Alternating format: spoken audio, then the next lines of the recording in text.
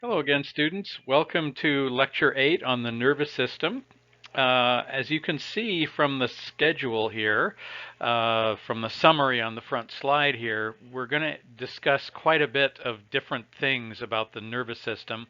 We're going to touch on a number of different areas about the nervous system, but we're not going to deal with any one of them in any great detail. So our treatment of the nervous system will be broad but shallow, which is sort of in keeping with the idea of a survey course, which is what this is. So instead of getting you to read 4 chapters from the anatomy textbook, the OpenStax textbook, if you want to go and look for greater detail about these areas, you can look at these chapters, chapter 12, 13, 14, and 15, but we're just briefly going to summarize it in this lecture. And I realize that probably you can't think of this lecture as being a summary because it'll be over 2 hours long, but this is basically a superficial treatment of the nervous system. All right, so what I'm going to talk about is I will talk about the nervous system by talking about the simplest units of the nervous system, which is namely the neurons and the glial cells. The neurons are the cells that allow us to do all the thinking, and they also are responsible for moving the muscles, stimulating the muscles, moving the body around, stimulating the smooth muscles that surround the organs, which allow of the alimentary canal, which allow us to digest our food and so on.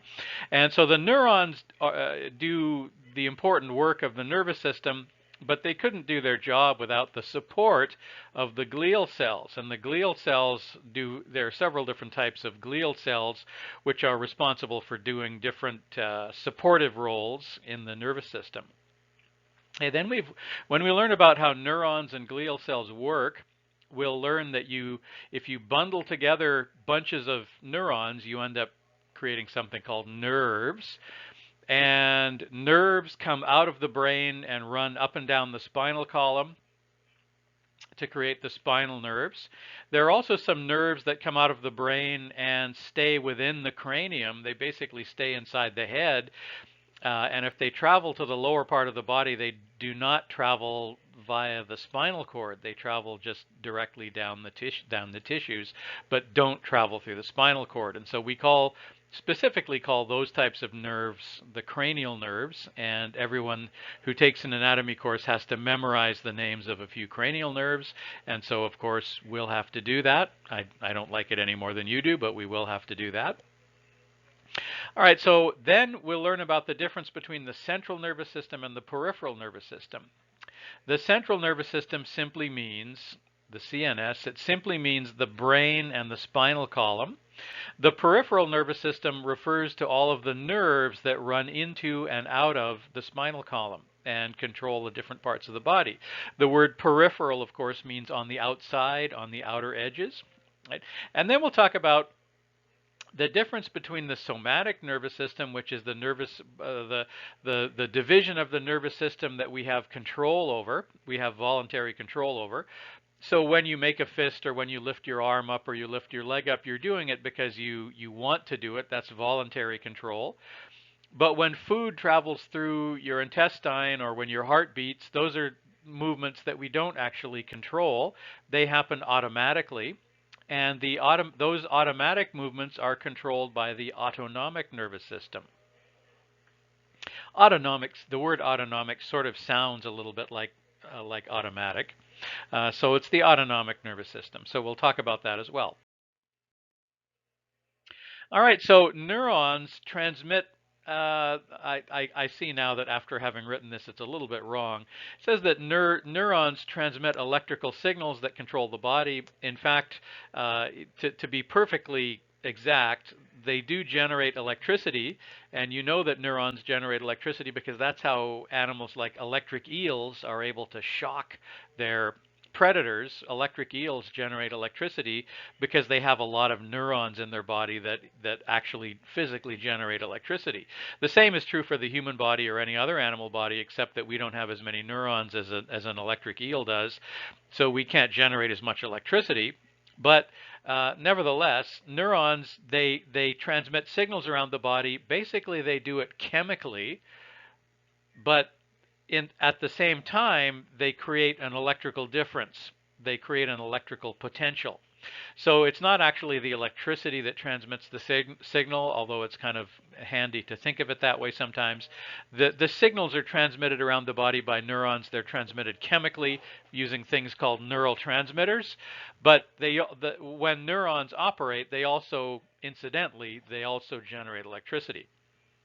Now, if you bundle together bunches of neurons, you get nerves. You bundle together bunches of neurons and a few glial cells that support their function, you get nerves. So here we have a picture of a neuron. It has a cell body, right? And then coming off of the cell body, so the nucleus is located in the cell body. And then coming off of the cell body, we have a number of short appendages, short little arms that are referred to as dendrites. Their job is usually to receive signals from other neurons. Right? So one neuron will receive a signal from another neuron, and then it will pass that signal on to yet another neuron. It will propagate the signal. Right? So the dendrites are usually there to receive signals from other neurons. And then once they receive the signal, they will pass the signal on to another neuron using the axon, which is kind of like the relay wire. So this long appendage, the axon, is one of the most distinctive features of neurons. It makes them very easy to recognize relative to other cells. And then down here at the end, the axon terminates in a number of short little branches that are called telodermia. And at the very end of each of these things, we have something called a terminal bulb. And when the signal gets all the way down to the end of the neuron, the signal is transmitted down the axon using electricity.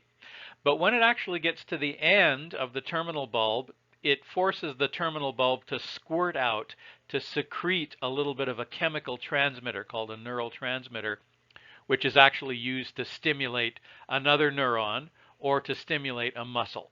Right? So the neurons receive signals via the dendrites. They transmit the signal over a long distance using the axon. And then when we get to the end of the axon, it sends out a little chemical signal to either stimulate another neuron or to stimulate a muscle. Now, if this neuron is stimulating another neuron, it doesn't actually touch that other neuron. There's a little microscopic gap that's about 1 or 2 or 3 or 10 nanometers in size. And that gap between the terminal bulb of one neuron and the dendrites or the cell body of another neuron that's about to receive the signal, that little space is referred to as a synapse. It's referred to as a synapse. And so the terminal bulb of one neuron will secrete a little bit of chemical into the synapse, which then stimulates the dendrites of another neuron. Now, if that neuron, instead of stimulating another neuron, its job is to stimulate a muscle, the space between, there is again a little space between the terminal bulb of the neuron and the surface of the muscle, and that little space is not called a synapse, it's called something else. It's called a neuromuscular junction. Right? So neurons can receive signals via their dendrites. They transmit the signal over long distances using the axon. And then at the termini of the neuron, it squirts out a little bit of chemical into the space, which then stimulates, which is then picked up by either another neuron or by a muscle, and which then propagates the signal, or if it's a muscle, it will contract. Okay, so here we have an actual histology photograph showing neurons. They have a very distinctive appearance. You can see the axon quite clearly. All right, now here's another diagram of a neuron. The difference between the neuron on the upper right and the one on the lower left is that the axon in the one on the upper right is myelinated. So myelin, there's the word myelin right there. Myelin is it is a lipid that actually insulates the axon. So the axon does generate electricity, and part of the way that it propagates, part of the way that the signal travels down the axon is through electricity. And just like electrical wires, if you don't insulate the electrical wires, the signal will be lost. It will be dissipated. So in order to insulate axons of neurons, in some cases, if you have neurons that have very long axons and their function is to send signals over long distances, it's to their advantage to be insulated so that the electrical signal isn't dissipated. So the way you insulate them is by wrapping a layer or a sheath. Right, there's the word sheath. You wrap a myelin sheath around the axon, and that myelin sheath is made by a special type of glial cell. If the neuron is found in the central nervous system, the glial cell that produces the myelin sheath is called an oligodendrocyte. On the other hand, if the neuron that is insulated is located in the peripheral nervous system, the glial cell that makes the myelin sheath is called a Schwann cell. So we'll see how those are spelled later, right? But nevertheless, if you have neurons that have a long axon, you have to have them insulated, otherwise they lose the ability to transmit the signal over long distances. And the way that you insulate them is you insulate them with a myelin sheath that is produced by either oligodendrocytes or by Schwann cells, depending on where you find the neuron. Now notice that there are some little gaps in the wrappings of myelin sheath, right? So those little gaps are referred to as the nodes of Ranvier. I'm not going to go into it in this course what their purpose is, but suffice it to say, if you ever take a course in neurology, you'll learn that the nodes of Ranvier have a special function. These little gaps between the layers of myelin sheath have a function, which is they actually function to speed up the transmission of the signal down the axon. But we're not going to go into the detail of how they do that because we have enough things to worry about already in this course. So as I said, if you want the electrical signal that's traveling down a wire, if you want that signal to not be lost, you have to insulate it. You insulate it with a rubber coating. The same thing is true of axons, except that you use a myelin sheath that's produced by oligodendrocytes or Schwann cells in order to insulate the axon. So myelin is what we use to insulate the axons of neurons. Okay, if you bundle a bunch of neurons together and wrap them in different membranes, it's a nerve instead of just a neuron. Right, so one nerve contains hundreds and hundreds of neurons inside it. Mostly, it's the axons and not the bodies. Okay, so here's the brain, right? And then the spinal cord generally contains neurons with some of the longest axes that you'll find, up to 1/3 of a meter in length. So if you consider the fact that the body of every cell in the body is approximately the same size. The body of every cell in the body, every cell in the human body has a diameter of approximately 10 microns. But some of them, like the neurons, have this axon that's 10 centimeters long. Right? So how can you have a body that's 10 micrometers long and then an axon that's 10 centimeters long? That's ridiculous, but that's what it is. So that means that there are some cells in the human body that are very, very long compared to all the other cells, and neurons are those cells. So typically the neurons that run from the brain, that send signals from the brain down the spinal cord or send sensory information back up the spinal cord, have very long axons. And so naturally those neurons, those axons, the axons of those neurons must be insulated because they have to be able to propagate this signal over a very long distance. Okay, now we mentioned the fact that we have myelin. Neurons by themselves have kind of a gray color, and myelin is white in color. Right? So when you've heard of the expression gray matter versus white matter, when we're talking about white matter, we're usually talking about neurons that have their axons insulated by myelin because they're transmitting signals over a long distance. For example, the neurons that make up the spinal column. And when we talk about gray matter, we're talking about neurons that do not have long axons, and therefore they don't need to transmit signals over very long distances. And so you don't have the myelin insulation. and so they just appear gray, and so you have gray matter. Example, the cerebral cortex, which is the outer surface of the brain. When you think of when you imagine a brain, you think of the image of a brain. What you're actually thinking of is the cerebral cortex. That kind of folded outer layer of the brain is called the cerebral cortex, and it's an example of gray matter. Okay, so this diagram is just illustrating. Here we have one neuron. It receives a signal on one of its dendrites.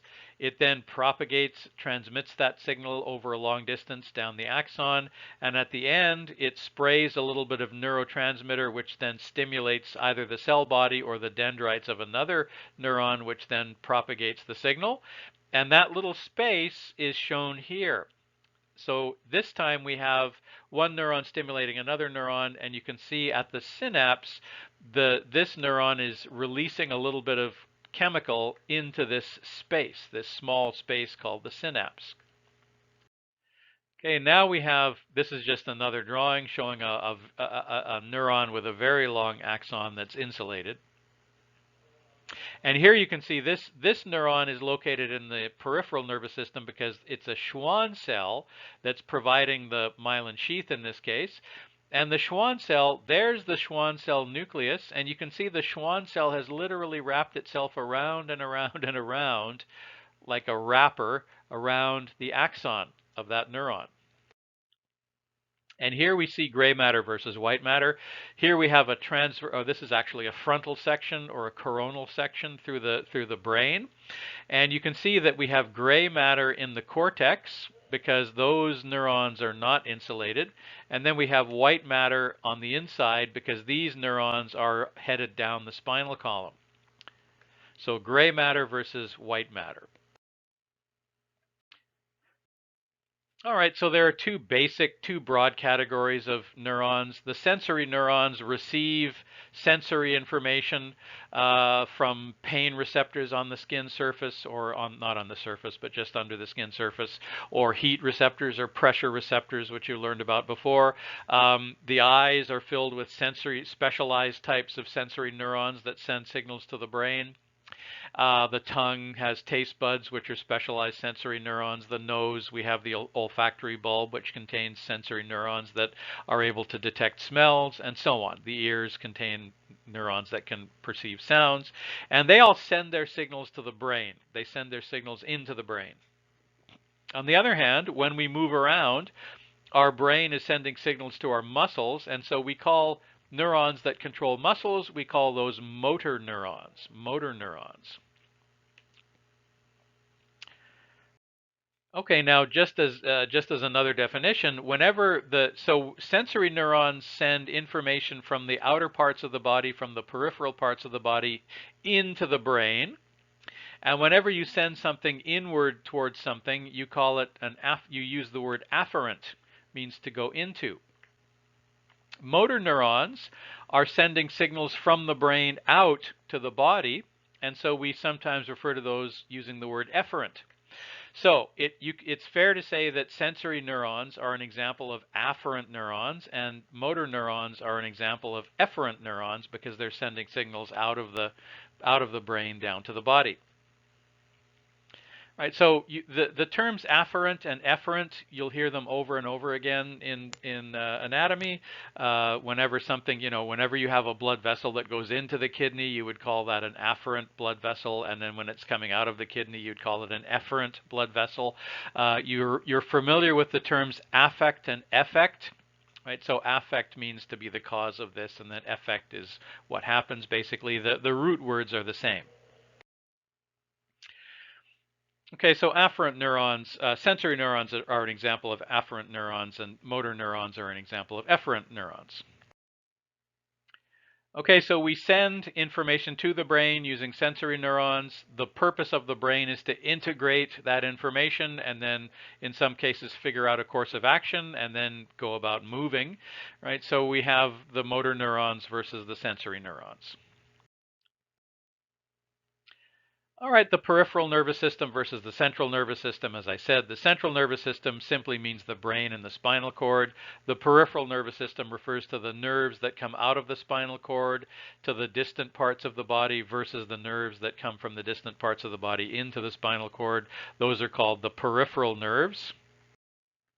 Okay, so there we have the central nervous system, the brain and the spinal column, and then we have the peripheral nervous system. Okay, now the nervous system is also divided into two divisions, not only based on whether it's the central or the peripheral nervous system, but it is also divided into two theoretical divisions called the somatic versus the autonomic nervous system. The somatic nervous system refers to the senses as well as voluntary movements from the motor neurons. The autonomic nervous system means the neurons that control involuntary movements and involuntary functions. The heartbeat is controlled by the autonomic nervous system, for instance, digestion of food, the rate at which the food travels through your alimentary canal or your digestive system is controlled by the autonomic nervous system, so we'll talk about that. Okay, now one final thing, which is that the autonomic nervous system is divided, again, theoretically, is divided into two theoretical divisions as well. So it's bad enough that we have the somatic versus the autonomic nervous system, but the autonomic nervous system is further divided into two different subgroups. One is called the sympathetic division of the autonomic nervous system, and the other is called the parasympathetic division of the autonomic nervous system. The sympathetic division controls bodily functions that prepare us to either fight or run away. It's referred to as the fight or flight response. Right?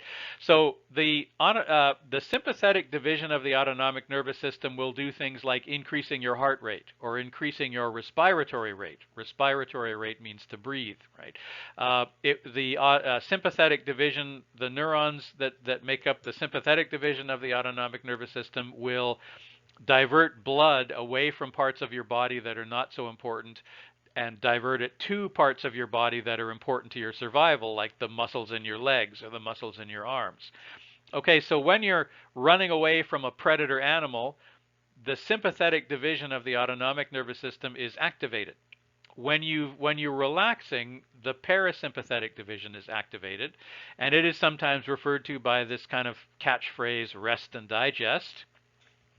So the parasympathetic division of the autonomic nervous system, when it's activated, it will divert blood away from the arms and the legs and divert blood towards the digestive system, and you will become sleepy and less alert and so on. So the sympathetic versus the parasympathetic divisions of the autonomic nervous system carry out two different functions, but both of them are carried out automatically. We don't really have that much voluntary control over them. Another term that you need to be familiar with is called contralateral control of the body. What that means is that the right side of the brain controls the left side of the body, and the left side of the brain controls the right side of the body. That's why you know that if somebody has a stroke on the left side of their brain, they may lose control over their right arm or their right leg. Things like that are common for strokes. And a stroke, by the way, is when a piece of the brain gets damaged, usually as a result of cutting off the blood flow to that part of the brain. If you cut off the blood flow to a part of the body, that's referred to as ischemia, and we'll show you how to spell that later. And if you have ischemia long enough, that part of the body gets starved for oxygen, and that's called hypoxia. And then if it gets starved for oxygen long enough, it dies. And if it dies, that's referred to as necrosis. And if you have dead tissue in the brain or any place else, you refer to that as necrotic tissue. Right? So that's just a long way of explaining that. That's why if somebody has a stroke on the left side of their brain, they may lose control over the right side of their body or vice versa. And that's an example of contralateral control. Okay, so once again, the left side of the brain controls the right side of the body and vice versa, contralateral control. All right, let's dig deeper into the functions of neurons and glial cells and learn about something called action potentials. So we already know that the neuron has a body. It has some dendrites. The body contains the nucleus. The dendrites are short projections that are there to receive signals from other neurons. The signal is then propagated down a long appendage called the axon, and then at the terminus of the axon and into the synapse or the neuromuscular junction, depending on whether you're talking about a nerve stimulating another nerve versus stimulating a muscle. That neuron rather, will release a little bit of neurotransmitter chemical that stimulates either the muscle or the other neuron. So you've seen this. Okay, the synapse is the small space between the terminal of the axon and either another neuron, either the body or the dendrite of another neuron, or a muscle. Okay, so here I already showed you.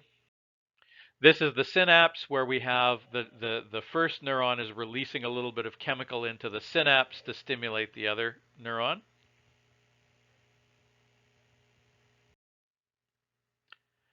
Now, if you're talking about a neuron stimulating a muscle, which does happen, that's what the motor neurons do, you can see already that this neuron is part of the peripheral nervous system because it's being insulated by Schwann cells. The myelin sheath is being created by Schwann cells, not oligodendrocytes. And there is a little gap between the terminus of the neuron and the muscle fiber, and we call that the neuromuscular junction. And so it too is secreting a neurotransmitter, probably a neurotransmitter called acetylcholine, which we'll talk about later.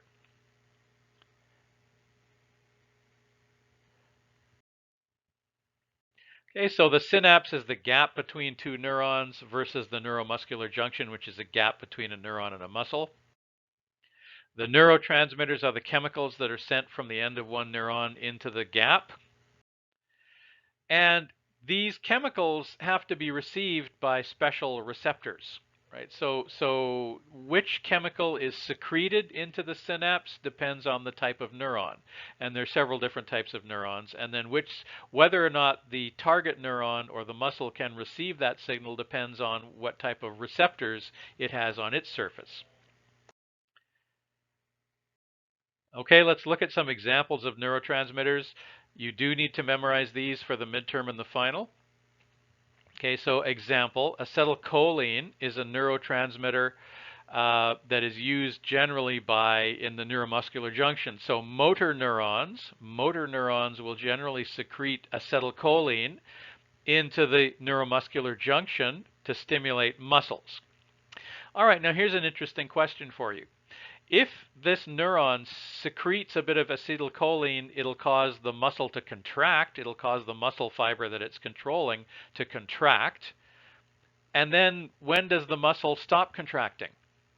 Right? If you send out acetylcholine into the neuromuscular junction, that acetylcholine will be continuously causing that muscle to contract, and it will never release. It will never relax again, unless we get rid of the acetylcholine. There are two ways that we can get rid of acetylcholine. We can either take it, the neuron that sent it into the gap can take it back. That's called reuptake.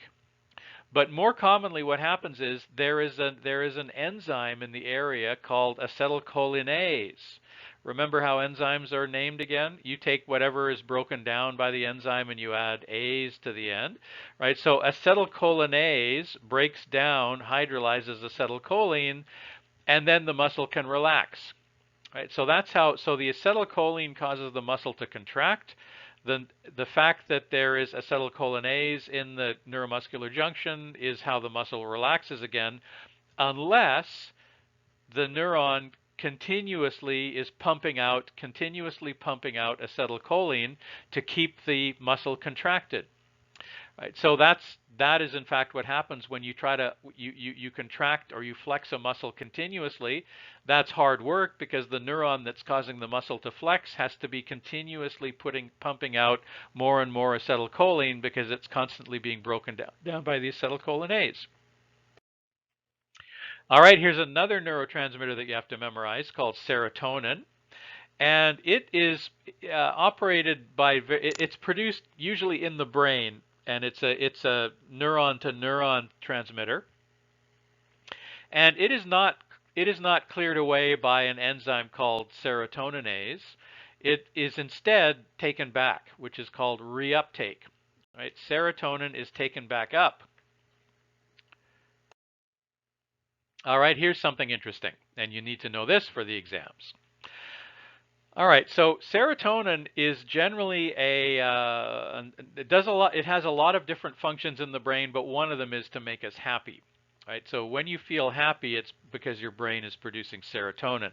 It does a few other things as well, but one of the things it does is it makes you feel happy. Right? All right, now people who are chronically depressed often have an imbalanced brain chemistry. They're not producing enough serotonin. And so if you want to stop them from being depressed, it would be really cool if you could find a drug that prevents the serotonin from being taken back up by the neurons that produced it. And those drugs exist, and they're called SSRI drugs, which stands for Selective Serotonin Reuptake Inhibitors, which is a treatment for depression. Right, so serotonin, an SSRI drug is a selective serotonin reuptake inhibitor, which basically increases the longevity or increases the lifespan of serotonin in the brain by preventing it from being sucked back up and taken back up by the neurons that produced it in the first place. So SSRI drugs are used to treat depression. How they treat depression is that they prevent the serotonin from being cleared away, and so the serotonin hangs around in your brain longer and keeps you happier.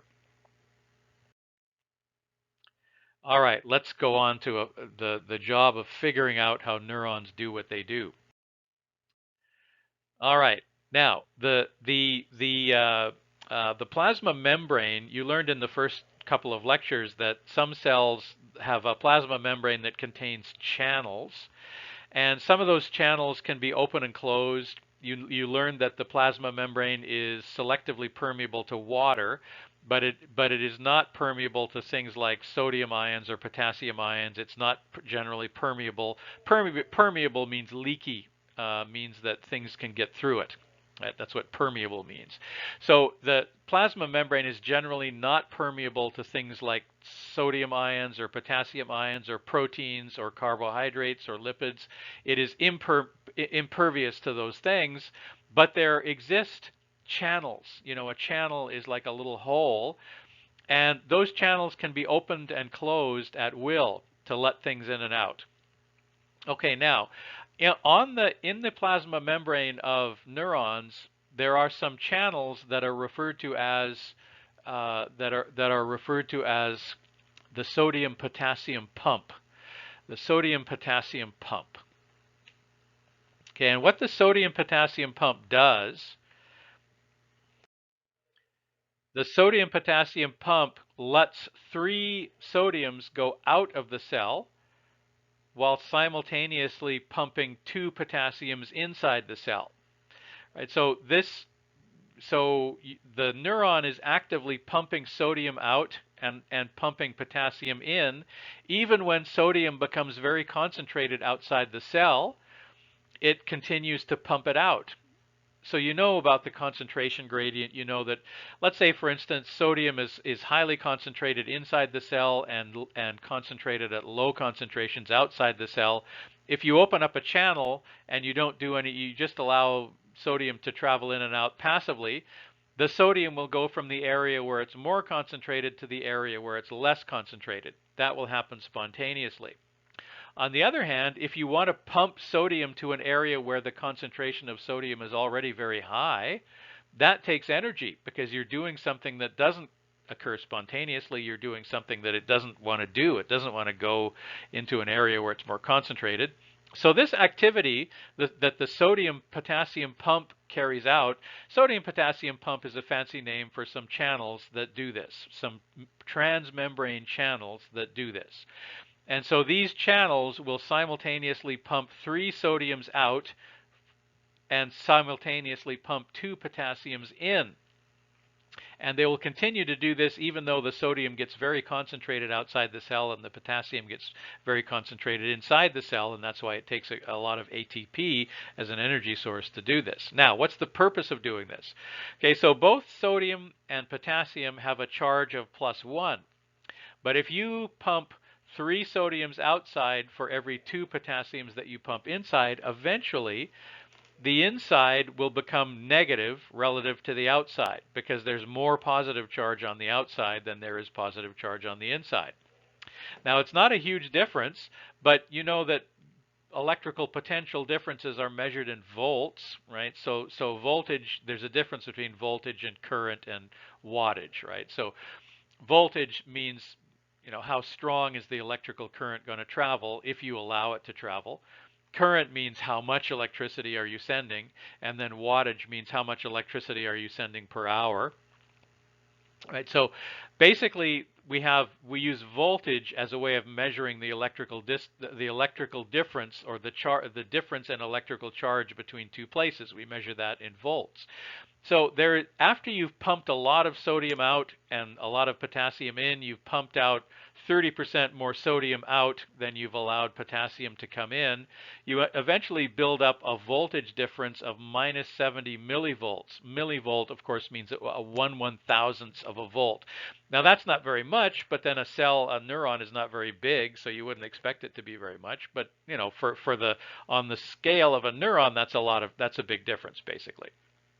All right, so milli, 71/1000th of a volt difference between the inside of the cell and the outside of the cell. And that is referred to as once you've done that, we say that the neuron is polarized because it's more negative on the inside than it is on the outside. So that is referred to as polarized. There's an electrical difference between the inside and the outside. All right, so we sometimes refer to that as a resting membrane potential. So that neuron is polarized, and it is ready to fire, as if we were pulling back a bow and arrow. If you pull back a bow and arrow but you don't release the arrow, that would be an example of polarization. If you release it, the arrow goes flying forward and the bow goes back to its normal size, then you say it's depolarized.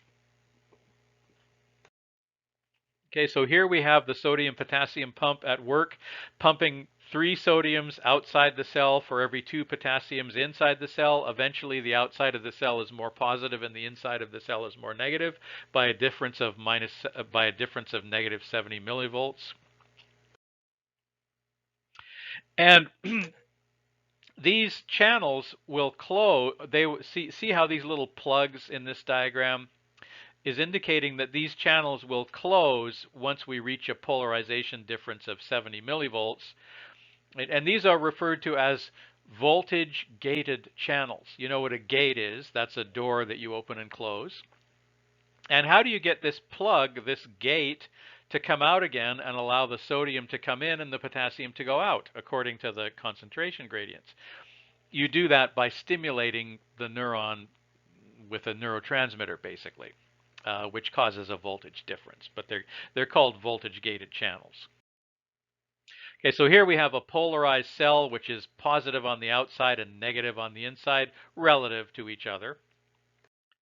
Okay, you can actually measure that difference in voltage by sticking a microscopic needle into the axon or into the cell body of a neuron. People who study neurons for a living do that. It's a very fine wire that's been pulled very small, right? So you know that an axon is 1 or 2 microns in diameter. So yes, you need a very small wire, which you then connect to a voltometer to measure the difference. Okay, so a resting membrane potential, we say that neuron has an action potential. Okay, now if another neuron tries to get that first neuron that's polarized, tries to get it to fire and propagate the signal, we say that the neuron that was stimulated depolarized, of course, because the voltage-gated channels will open up and allow the sodium to come in and the potassium to go out to even out the difference in voltage. And then this causes an electrical charge to run down the axon to the terminal and then release a little bit of chemical at the end. That's how the signal is propagated. Now, other neurons will try to stimulate a polarized neuron to fire, but they generally won't succeed. It's not as easy as it looks to stimulate a neuron and cause it to depolarize.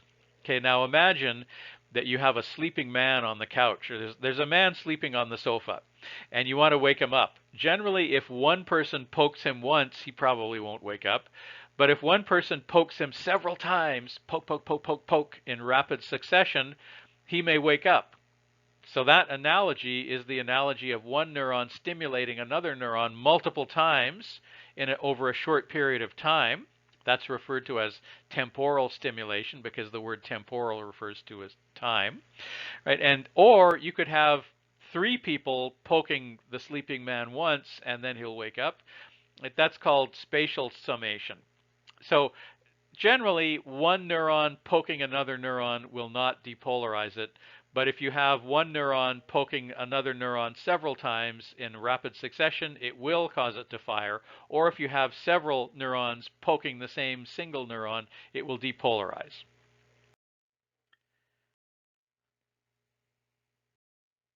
Okay, so when one neuron stimulates another one, it's called an action potential. It tries to stimulate another neuron. But the degree of when one neuron tries to stimulate another neuron, it has to surpass a certain threshold. It has to surpass this kind of a stimulation threshold in order to cause the other neuron to basically go off, to fire, or to depolarize. Okay, once that the other neurons have succeeded in causing this neuron to depolarize, the sodium-potassium channels will open, sodium will go in, potassium will go out, and the neuron will no longer be polarized. The depolarization will then spread down from the cell body down the axon. Eventually, by the time the signal gets to the end of the terminus, the rest of the cell body has probably already repolarized. It happens very quickly. So a neuron depolarizes very quickly, but it repolarizes equally quickly. Right? And then at the end of the terminus, we stimulate another neuron or a muscle by secreting a chemical like acetylcholine or serotonin. The neuron generally has a short refractory period in between stimulations where you can't stimulate it again. So refractory means that it's not going to respond if you stimulate it again.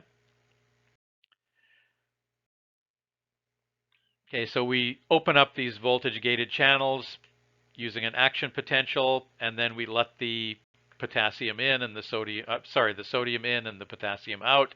The neuron is depolarized. Voltage-gated channels is what they're called. They can be opened up if you stimulate them with electricity, but that doesn't happen in nature. That's something that we do in the lab. All right, so this is just a little diagram showing how the signal is being propagated down the axon by causing the voltage-gated channels to open up as the signal goes down the axon. So what we do here is the cell gets stimulated, and these sodium-potassium voltage-gated channels open up, and then this part of the axon depolarizes. That will cause depolarization of the adjacent part of the axon, just like this, right? So this polarization started here. It caused the adjacent part to depolarize as well. Meanwhile, as this signal is traveling down the axon, this part is repolarizing again.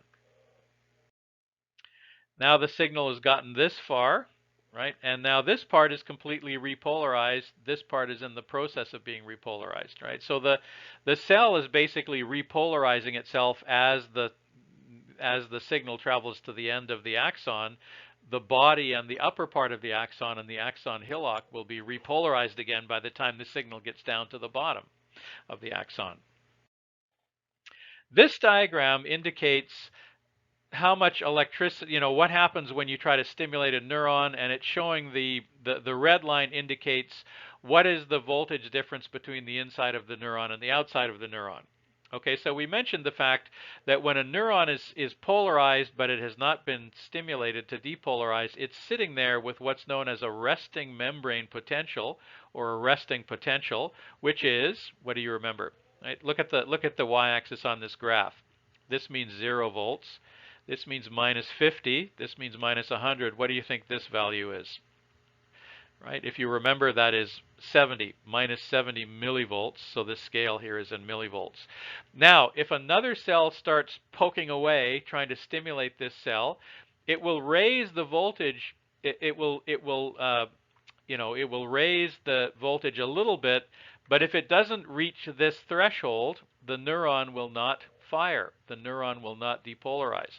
But if you get, let's say you get several neurons poking away at this neuron, eventually we will reach the threshold for firing, and then suddenly, very quickly, boom, it will depolarize and then repolarize again. So what's happened here is either one neuron has stimulated this neuron several times or several neurons have stimulated it once. Either way, we reached the threshold for depolarization. The sodium-potassium channels opened up. The sodium went flying inside. The potassium went flying out until the difference was actually zero, right? And then it just kept on going for a little bit, so we overshot a little bit until the difference in potential was around plus 30, something like that. And then the sodium-potassium pump got to work again, pumping the sodium back out and pumping the potassium back in until we get down to the threshold and beyond. Then it overshoots a little bit at this end and then eventually comes back out at minus 70 again. Now we're back to a resting potential, right? So at this point, the neuron was depolarized. At this point, down here, actually, the neuron has been hyperpolarized, meaning that it's even more negative than minus 70. It's up at minus 80 or minus 90, something like that. And then it eventually evens out to the level where it's supposed to be, which is minus 70. So here we see a cell being stimulated. This is a resting cell. Okay, somebody else tries to wake it up. They poke away at it, and then we reach the threshold so that the sodium comes in and the potassium goes out.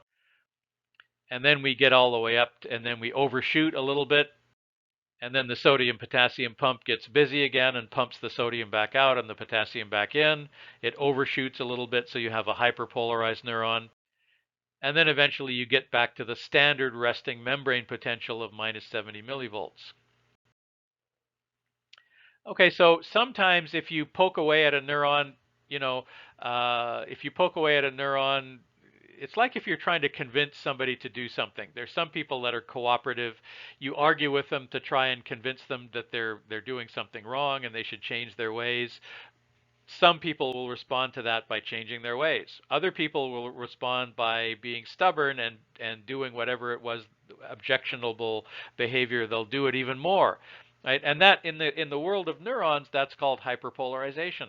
Right? So sometimes if you make the mistake of trying to stimulate a neuron too hard or too fast or too rapidly, instead of depolarizing, it will actually hyperpolarize. So that does happen.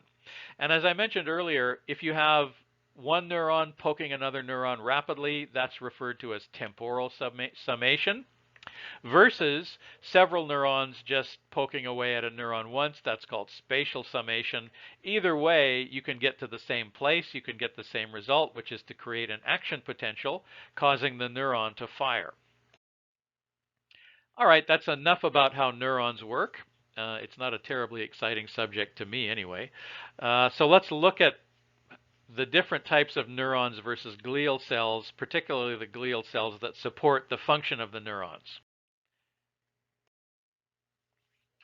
Okay, so we mentioned the fact that white matter neurons are insulated by myelin. The myelin is produced either by oligodendrocytes in the central nervous system or Schwann cells in the peripheral nervous system.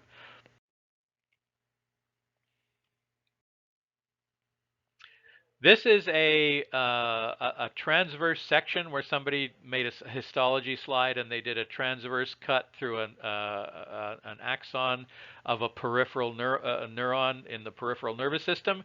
And you can see that the Schwann cell is actually wrapped several times around the axon of this neuron. There's the nucleus of the Schwann cell, by the way, so it's wrapped quite tightly around this axon. Okay, now the three main types in the central nervous system, the three main types of glial cells are that we need to, so you need to memorize these for the exams. Right, so the three main types of neurons are the microglial cells, and their job is to clean up the garbage. They clear away the debris, and they are, by nature, they are phagocytes. They are, by profession, they are phagocytes, and we'll learn later on when we discuss the blood that a phagocyte is a cell whose job it is to eat other things, garbage, bacteria, invaders. Several cells in the immune system are called phagocytes. So the word phago is an ancient Greek word meaning to eat. So, and then the word cyte means cell. So a phagocyte is a cell whose purpose is to eat things. So microglial cells are phagocytes that you find in the central nervous system whose job it is to eat broken down cellular parts and clear away the garbage that you might find in the central nervous system, keep everything nice and clean. Astrocytes, you know that the word astro refers to stars, and stars, have little pointy bits that are coming off of them. So they if you look at an astrocyte, they kind of look like a star. In fact, what they're doing is they're reaching out with all of these little pointy bits, and they're holding the other neurons. They're holding neurons and other cells in place. So astrocytes provide structural support inside the central nervous system. And then finally, these cells are quite important. These cells called ependymal cells, they produce something called cerebrospinal fluid. Cerebrospinal fluid. So cerebro refers to the skull and the head, and then spino refers to the spinal cord. And what we need to know from this is that the brain and the spinal column is not directly supplied by blood vessels and capillaries. The capillaries come up against ependymal cells, and the ependymal cells take out the serum and the oxygen, but they just leave the red blood cells behind. So the blood cells, red blood cells and white blood cells, and the blood itself never gets directly into the brain or the spinal column. The brain and the spinal column are bathed in a special fluid called cerebrospinal fluid, which contains oxygen and amino acids and things like that, but it doesn't actually let the blood cells into the brain. There's a layer of tissues called the blood-brain barrier that prevents the blood from getting into the brain, but these ependymal cells kind of form the border between the bloodstream and the brain, and they suck out the serum from the blood and produce the cerebrospinal fluid. So here's a lovely diagram that we have. You can see the neuron there.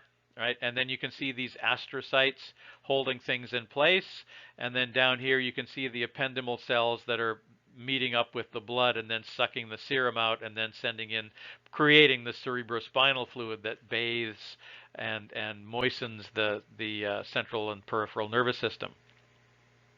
Sorry, just the central nervous system, not the peripheral nervous system. Now, if you look at all the dark spots in this histology slide, all of those dark spots are nuclei, but you can only see one or two, only see two neurons in this picture, right? So all of those dark spots are nuclei from other cells, astrocytes and ependymal cells. So you can see that if you just count up the dark spots, you can see that the glial cells outnumber the neurons by about 10 to 1 in the central nervous system. Right? So most of the cells in the nervous system are glial cells. There are only a few neurons by comparison. Okay, so to summarize what we know about neurons, we know that they have a body, dendrites, axon. You know that they're long. If you have long axons, you need to be insulated. Insulation is carried out by a material called myelin, which is produced by oligodendrocytes or Schwann cells, depending on whether the neurons are in the central or the peripheral nervous system. We learned about resting membrane potentials in the sodium-potassium pump, pumping 3 sodiums out for every 2 potassiums in, eventually creating a resting membrane potential of minus 70 millivolts, and then that can be depolarized through spatial or temporal summation from other neurons. They have to reach a threshold, and then the neuron will depolarize. And then once the signal travels down to the end of the axon, it will squirt out a little bit of chemical. Acetylcholine or serotonin are only 2 examples. And we learned about, there are actually several neurotransmitters. And then we learned about selective serotonin reuptake inhibitors, which are used for treating depression. Let's go on and learn about the structures of the central nervous system. All right, so you already know from the section on bones that we talked about that all of the skull plates that form the cranial vault include the frontal plate, the frontal bone, the occipital bone, 2 parietal bones, and 2 temporal bones. They protect the brain itself in a case called the cranial vault. Then if you go directly inside the cranial vault, you'll see that the membrane is surrounded by three membranes, three special membranes, and those membranes are referred to as the meninges. The meninges, and the three of them have different names: the dura mater, the pia mater, and the arachnoid mater. We'll talk about those. Right, so the meninges are the membranes that surround the brain. And then if you look at the brain itself, the outer part of the brain is referred to as the cerebrum or the cerebral cortex. Cortex is the word that we use again and again in anatomy to refer to the outer layer of an organ. So the cerebral cortex. Now the cerebellum is another part of the brain that kind of sits below the brain on the posterior side, and it's involved in coordinating complicated movements. And then the brain stem is sort of just at the top of the spinal cord, located underneath the cerebrum and the cerebellum. It's responsible for basic motor functions of the body, like maintaining heart rate and breathing and so on. Okay, now then we're going to discuss when we take a closer look at the cerebrum, we're going to discuss the fact that the cerebral cortex is divided into two hemispheres, and each of the two hemispheres is divided up into four separate sections, which are referred to as lobes. And the cerebrum is responsible for higher functions like thinking. Mainly the frontal lobe is responsible for that. Thinking, movements, voluntary movements, interpreting visual and auditory stimulation and those things. That's what the cerebrum does. The cerebellum is responsible for adjusting fine movements or coordinating fine movements. When you reach out to grab something and you succeed in grabbing it the first time, it's because the cerebellum basically helped to coordinate your muscle movements with what your eyes are seeing. You reach up and you touch something, you see where it is first, and then you think, how far do I have to move my hand to touch that? All of that information gets processed in the brain, and then the cerebellum helps you to coordinate that movement. All right, the brain stem controls basic bodily functions, heart rate, breathing, and so on.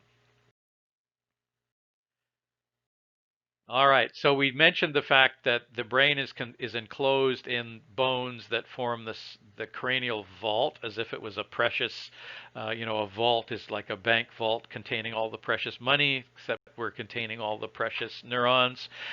And then now the outside of the skull, so the top layer is the scalp, where the hair is, of course, and then just under the scalp is the epidermal and the dermal layer of the skin. Underneath the scalp, you have the skull bones, but as with any bone, we have a membrane on the outside of the bone, and that membrane is called the periosteum. Right? So the periosteum is not unique to the skull. You know that there's a periosteum surrounding every bone in the body, so the skull is no exception. So there's the periosteum. Then you have the skull bones, and then underneath the skull bones, you have three meninges. The dura mater is the one that's farthest away from the brain and closest to the skull bones. The pia mater is the one that's actually touching the brain, and it's composed of ependymal cells and so on that produce the cerebrospinal fluid. And then in between the dura mater and the pia mater, you have the arachnoid mater, which is where the blood vessels are found. And there's a space located just underneath the arachnoid mater called the subarachnoid space. Okay, those of you who just took Biology 110, do you remember what an arachnid is?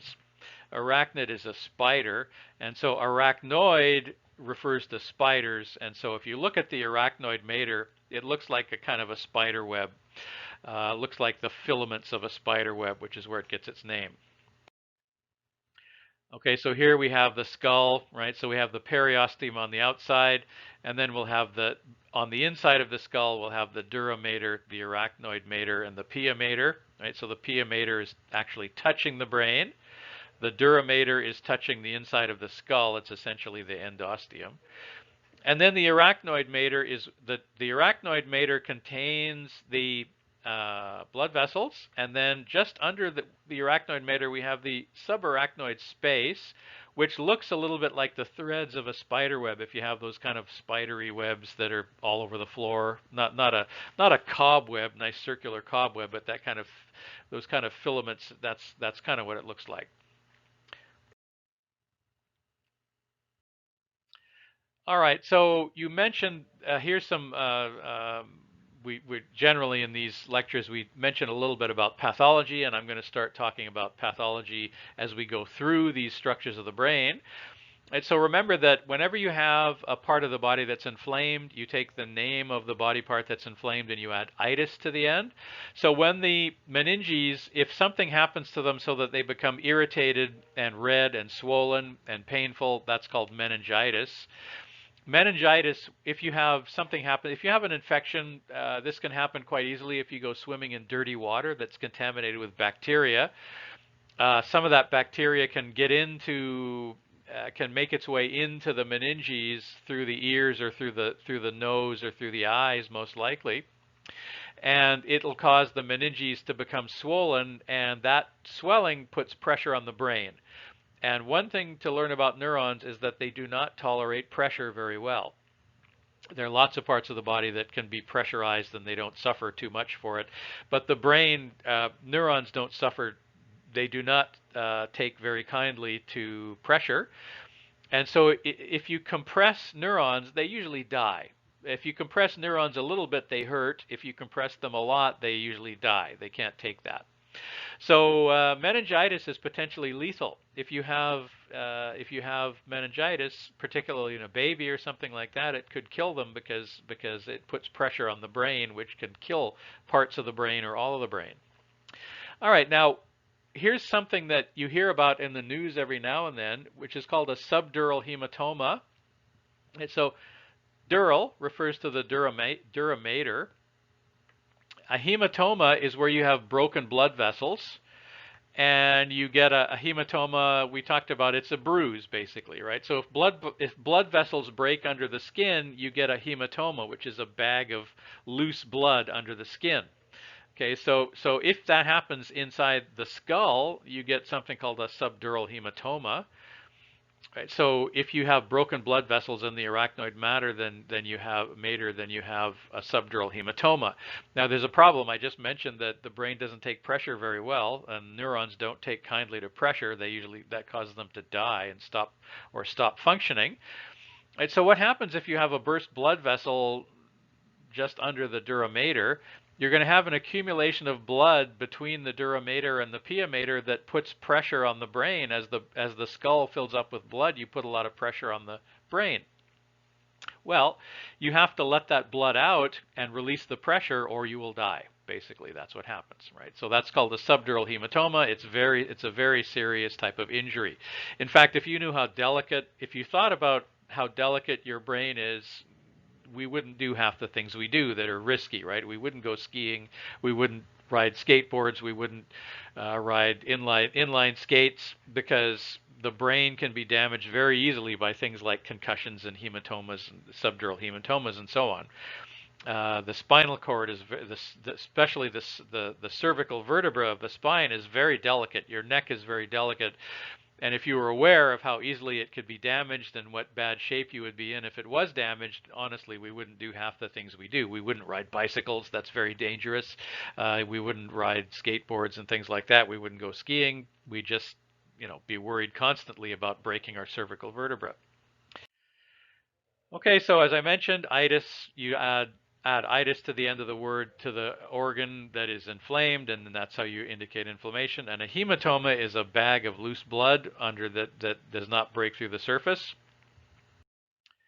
All right, now I'm just going to mention in this section on neurology, and when we talk about the injuries that you can get from neurological damage, I'm just going to mention some people that you may know that you may not realize have encountered problems with neural damage, right? So this is just, to me, this helps me memorize things. I will not ask you who had which types of injuries. I definitely will not ask you that, but this is just for, a little bit of interesting. This kind of stuff is nice to know, but it's not necessary to know. You need to know the anatomy. You don't need to know about Liam Neeson's experience with subdural hematomas. Okay, so this actor, you may recognize him. Liam Neeson is a very famous actor, and we tend to think of actors as having glamorous life cycles, glamorous lifestyles, and nothing bad ever happens to them.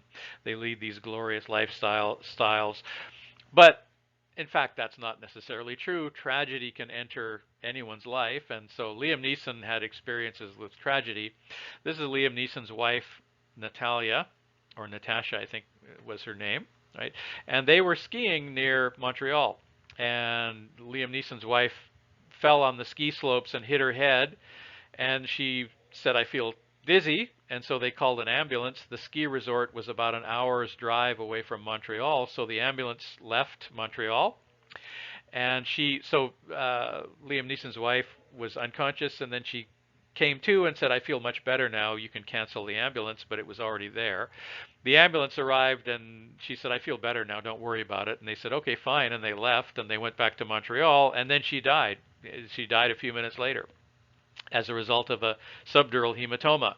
So the point is that you should never, if you have a head injury, the ambulance, I'm surprised, I don't know if they sued them or sued the ambulance company or not, but that was gross negligence, because if somebody has a bump on the head, you never just let them say, "I'm fine," right? You always have to check it to make sure that there's no bleeding inside the cranial vault.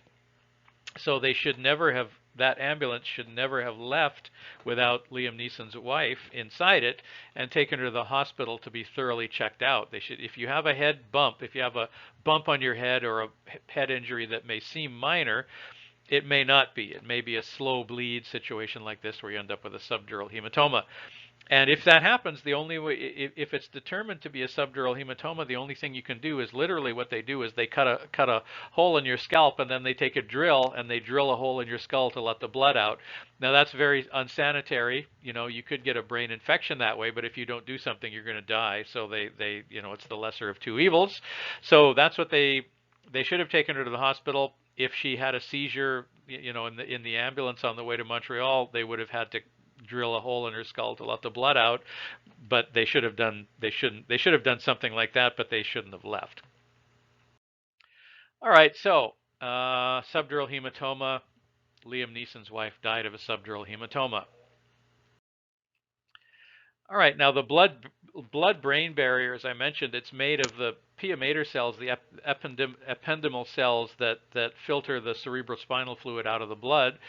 And the cerebrospinal fluid cushions the brain. If you have an infection of the cerebrospinal fluid, you'll probably get encephalitis or something like that. And so the only way to check to see if your cerebrospinal fluid is infected with bacteria or fungus or something like that is to do a procedure called a lumbar puncture. It's the only way, or it's considered to be the safest way, to get a sample of cerebrospinal fluid, but it shouldn't be done frivolously, because it's quite painful and uncomfortable for the person that you do it to, because it means shoving a needle through their spinal cord in between the lumbar vertebra. And so here you put somebody in this position, and then you bend them into this fetal position, and then you poke their spine with a needle, and you have to be careful not to hit the spinal cord. But you suck out some of the cerebrospinal fluid and then check to see if there's bacteria or fungus in there. That is called a lumbar puncture, and it's the only way to get a sample of cerebrospinal fluid to check if it's been infected. All right, let's turn now from the spinal cord and things like that, and the meninges, and let's look at the structures of the brain. Okay, so here we're looking at a lateral view of the brain. We're looking at it from the side. The brain is divided into two hemispheres, a left and a right hemisphere, which you can only see if you look at the front or the back. So here we're looking, this is a posterior view of the brain. We're looking at it from the back, and you can see that there is a left hemisphere, and there's a right hemisphere, and there's a big division down the middle. The brain is actually split in two like that. So you know that the Earth has a southern and a northern hemisphere. So hemisphere means half of a sphere. Right? So the brain is divided into two hemispheres, a left and a right hemisphere. And there is a structure of white matter neurons that connects the left and the right hemisphere, which is called the corpus callosum. So remember the term corpus callosum. It's a very important structure. We're going to talk about it some more. So the left brain and the right brain are separated, physically separated, but they are joined by the corpus callosum so that they're in constant communication, right? So can you say that they're separated when they're in constant communication? No, you can't really say that. They are connected by the corpus callosum. Okay, now some of you are psychology students. You may have heard left brain, right brain theory, the theory that the left brain is responsible for different parts, different activities in terms of thinking and creativity and so on like that versus the right brain. There's some truth to that, but uh, I'm going to explain how those theories in the world of psychology came about. Okay, so the left brain and the right brain are not separate. They're in constant communication. So the theory of left brain, right brain functions is a little bit controversial because the left brain and the right brain are generally not separated. Right, so they're in constant communication. So they act as a single unit. All right, so here's lateral and anterior view again. You can see that there's the corpus callosum on the inside. Corpus callosum, very important structure. There's the cerebellum down there, by the way, and this is all the cerebral cortex, the cerebrum. Okay, psychology students, left brain versus right brain theory, where did it come from? Okay, you know what epilepsy is. Epilepsy is where the neurons basically you have an electrical storm at a certain spot in the brain, right? And that can sometimes cause a seizure. It can cause this kind of basically just an electrical storm where a piece of the brain goes crazy and it has a profound effect on your body. Right now, generally you can control leprosy to a certain extent with drugs, but if somebody has not leprosy but epilepsy, you can control epilepsy to a certain extent with drugs. But if somebody has a very bad case of epilepsy, the only way that you can treat it long term is to remove that part of the brain, which they sometimes do.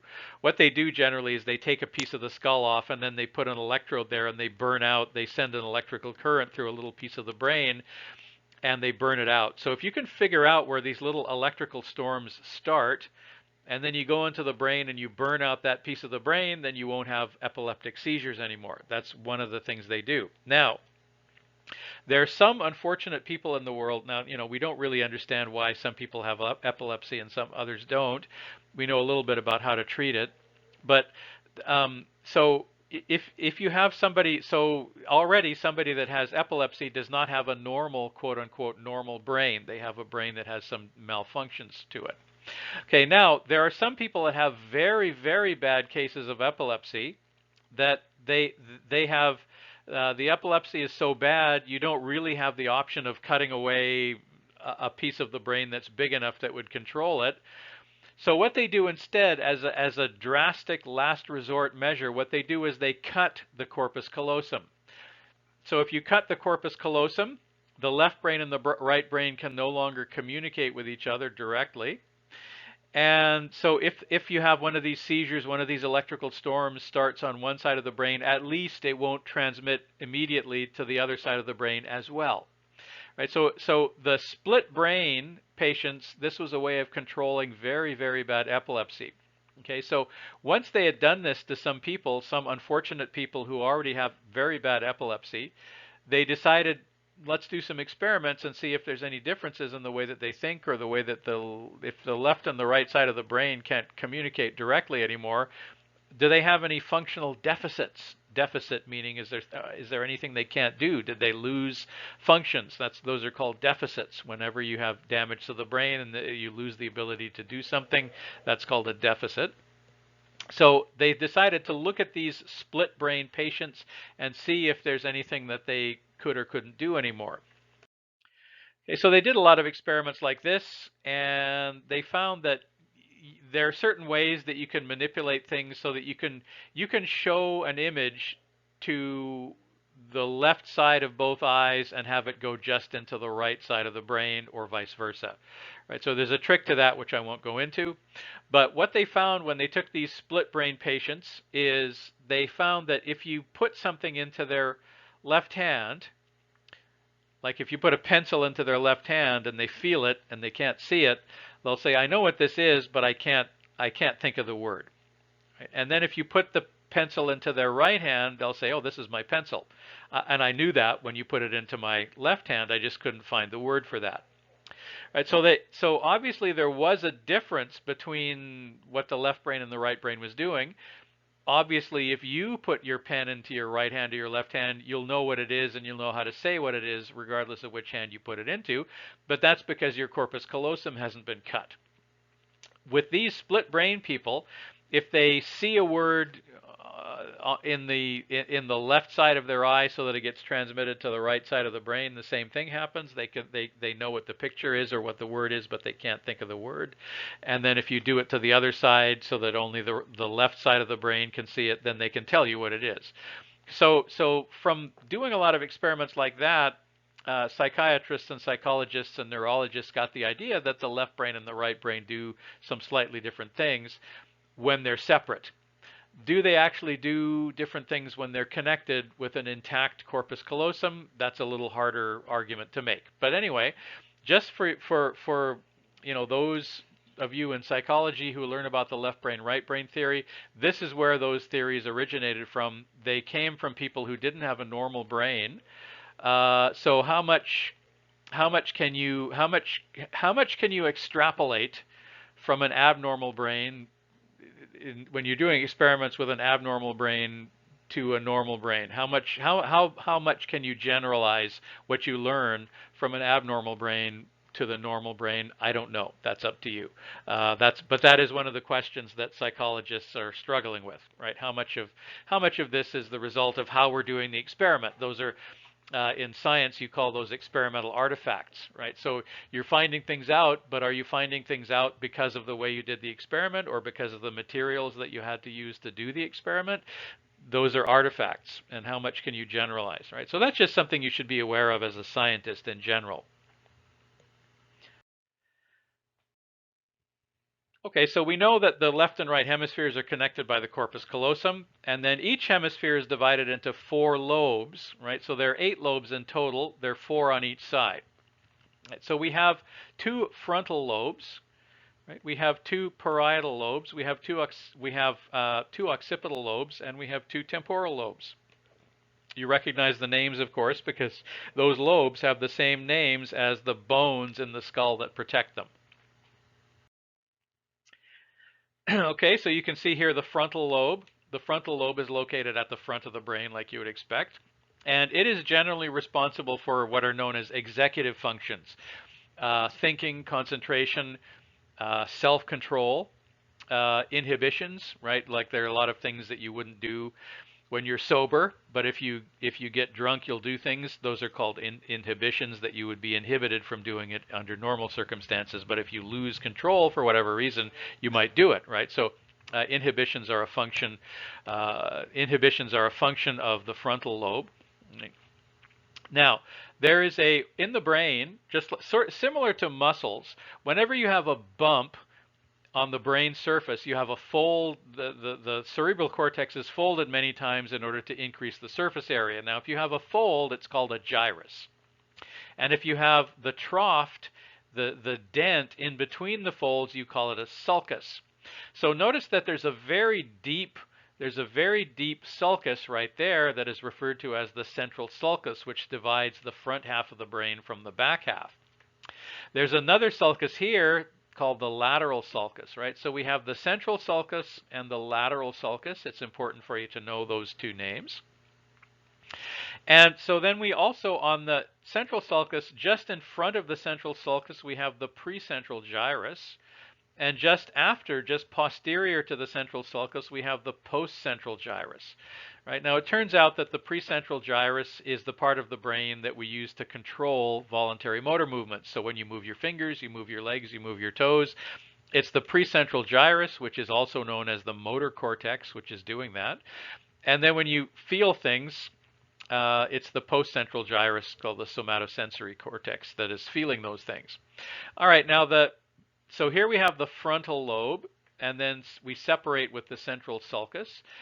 And behind the frontal lobe, we have the parietal lobe. The parietal lobe is responsible for kind of integrating sensory information. Down here, we have the temporal lobe, which is responsible for interpreting auditory information, things that we hear, right? So we hear words and we hear sounds. Those are interpreted by the temporal lobe. Right. And then we have back here the occipital lobe, which is responsible for interpreting visual information. How do we know this? some of you that have taken other courses from me, I talked about ablation studies. An ablation study is when you cut something out and then you look to see what happens. You look to see how things function when it's not there. Right? So there's a limited amount of information you can determine from an ablation study. But people did research where they cut out different parts of the brain from experimental animals, guinea pigs and rats, and then see what happens when those parts of the brain are not there. And then they also took humans who had had accidents, who had accidentally lost parts of their brain, and checked on what sorts of deficits they have. And after many decades of doing that, they came to the conclusion that these different parts of the brain are responsible for those different things. There's a problem with that, which is that you've heard me, probably some of you have heard me give this analogy before, which is that if you're trying to figure out how an automobile works, if you take the battery out of the engine, the car won't go. But that doesn't mean that the battery is controlling the forward motion of the car. It's actually the engine that does that. But you need a functional battery for the engine to run, right? So some of these things we take with a grain of salt, but a lot of it was done with ablation studies and things like that. All right, so we have the 4 lobes. We have the frontal lobe, the parietal lobe, the occipital lobe, and the temporal lobe on each hemisphere, so 8 in total. In the central part of the brain, deep down in the center, we have these kind of pockets that are referred to as ventricles, which are filled with cerebrospinal fluid. The cerebrospinal fluid is produced by the ependymal cells, right? So the ventricles are kind of lined with capillaries, and then the ependymal cells will suck out the cerebrospinal fluid from those capillaries and bathe the brain in it. Okay, so here we do a frontal section through the brain, and you can see here the ventricles. Each one of them has a name. Lateral ventricles. I'm not going to ask you what they're named on a test. Right? I will not ask you the names of the ventricles. Okay, so as I said, the cerebrospinal fluid cushions the brain and the spine as well. And neurons are easily damaged or killed by compression.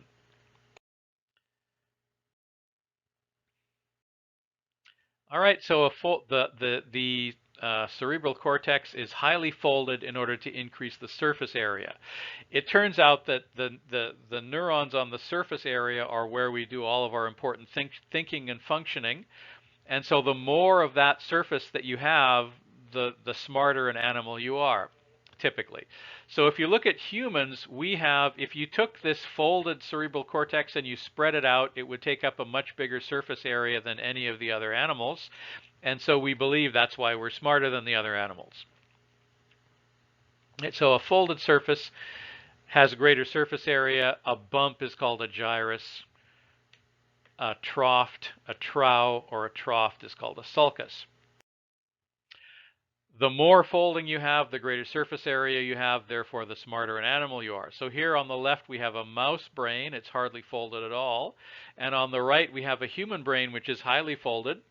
So that is an easy explanation to why humans are much smarter than mice. Not as much as we like to think, but we are smarter than mice. Okay, so here you see a mouse on the far left side. Now, so there's a difference in brain size, but there's also a difference in the surface area as well. So over on the far left, we have a mouse brain.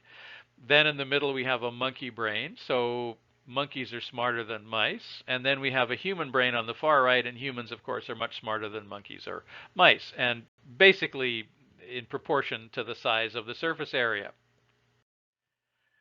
Okay, so if that's the case, how do you explain this? Right? A dolphin brain is also highly folded. So dolphins are very intelligent animals, and they actually, we now understand that dolphins have a rudimentary language that they use to communicate with each other. One of the interesting things about the brain, those of you that are studying psychology, what you know is that the brain is big in humans and the surface area is large, but it is not necessary. All of that brain cortex is not necessarily devoted to logical thinking. What it's related to usually is we devote most of our mental energy to understanding relationships between people and things like that, as opposed to mathematical problem solving, for instance. So we have these humans, we have these big brains, but that doesn't necessarily make it easier for us. That doesn't necessarily make it easy for us to solve logical problems or mathematical problems or anything like that. But it's usually very easy for us to gossip about one another and to figure out who's closer to whom and who's angry at whom, and that is what uh, a lot of psychologists believe that the brain was evolved to do, was to figure out familial relationships between the animals in a group. All right, once again, the lobes. The frontal lobe is responsible for executive functions, now concentration and self-control and so on. And on the frontal lobe of the left side, the left frontal lobe contains a little piece that's referred to as Broca's area, which is responsible for for thinking of words to say. Right? So obviously when you speak words, that involves controlling the muscles, so that's a different thing. But when you're trying to think of the words to say, to express yourself, that is localized to a place called Broca's area, or at least I wouldn't say localized necessarily, but if you burn out or destroy Broca's area, basically you lose the ability to form words. That doesn't, so Broca's area might be the area that's forming the words, or it might be the area that's coordinating the whole brain to form words. Either way, if you destroy it, you lose the ability to form words. So the parietal lobe is responsible for interpretation of sensory information. The occipital lobe is for vision. For example, if somebody has an injury to their occipital lobe, they will be blind even though there's nothing wrong with their eyes. If somebody has a damage to their temporal lobe, they'll be deaf even though there's nothing wrong with their ears. And of course, you can go blind because your eyes have been damaged and your occipital cortex is fine, and you can be deaf because your ears are damaged but your temporal lobe is fine. You need functionality in both. But nevertheless, the occipital lobe is for interpretation of visual information. The temporal lobe is for interpretation of things that you've heard, that you hear. Let's take a closer look again. So there everything is. There's Broca's area on the left frontal lobe. This, by the way, is the prefrontal cortex, right? The prefrontal cortex, again, decision-making, planning, and attention to detail, things like that. Now, on the last slide, I forgot to mention something which is called a prefrontal lobotomy. Right? A prefrontal lobotomy was a very barbaric type of brain surgery that they did up until the 1960s, basically, up until the mid-1960s. And so there were people who had kind of obsessive compulsive disorders, or they had various other disorders, neurotic neuroses. And these days we try to control those conditions with drugs, but in the old days, in the barbarian old days, they had a very barbaric practice of controlling these behaviors, which was called a prefrontal lobotomy. Now, if you take basically an ice pick, if you take a metal spike and you put it up your nostril and you put it into your nose and then you hammer it with a little hammer, it will break through the frontal plate of the skull and it'll go up into your brain. And then if you kind of wiggle it back and forth, it'll cut away the front part of the brain from the rest of the brain. It'll cut away the very front part of the frontal lobe, or the prefrontal cortex, from the rest of the brain. And then you sort of stop caring about things, right? And they used to call that a prefrontal lobotomy, which was a form of psychosurgery, which was meant to control neuroses and other things like that. And it was done in the doctor's office because you didn't need an anesthetic. Because when you did this, there were no major blood vessels in that part of the brain. So if you cut away the front part of the brain like that, you wouldn't cut away any of the blood vessels. But the problem is once you've done that, you can't undo it, right? So a lot of people up until the 1960s who had prefrontal lobotomies who probably shouldn't have, but they didn't know any other way to control some of these conditions. But anyway, that's a piece of barbaric history in the history of neurosurgery. A prefrontal lobotomy could be done in a doctor's office, and it was done to a lot of people. It was done to a lot of people. All right, so prefrontal lobotomy was an obsolete form of psychosurgery. Somebody you might know that had that done. You may know that John Fitzgerald Kennedy was the president of the United States in the early 60s. He's a famous president because he was assassinated in 1963. But he was a very famous president. He had a brother named Bobby Kennedy, Robert Kennedy, who was also assassinated a few years later when he was running for president. And he had another brother named Teddy Kennedy, Edward Teddy Kennedy, who was a senator in the United States for decades. Very famous political family. So the boys all went into politics and the girls did other things. And the boys had a sister who had a prefrontal lobotomy.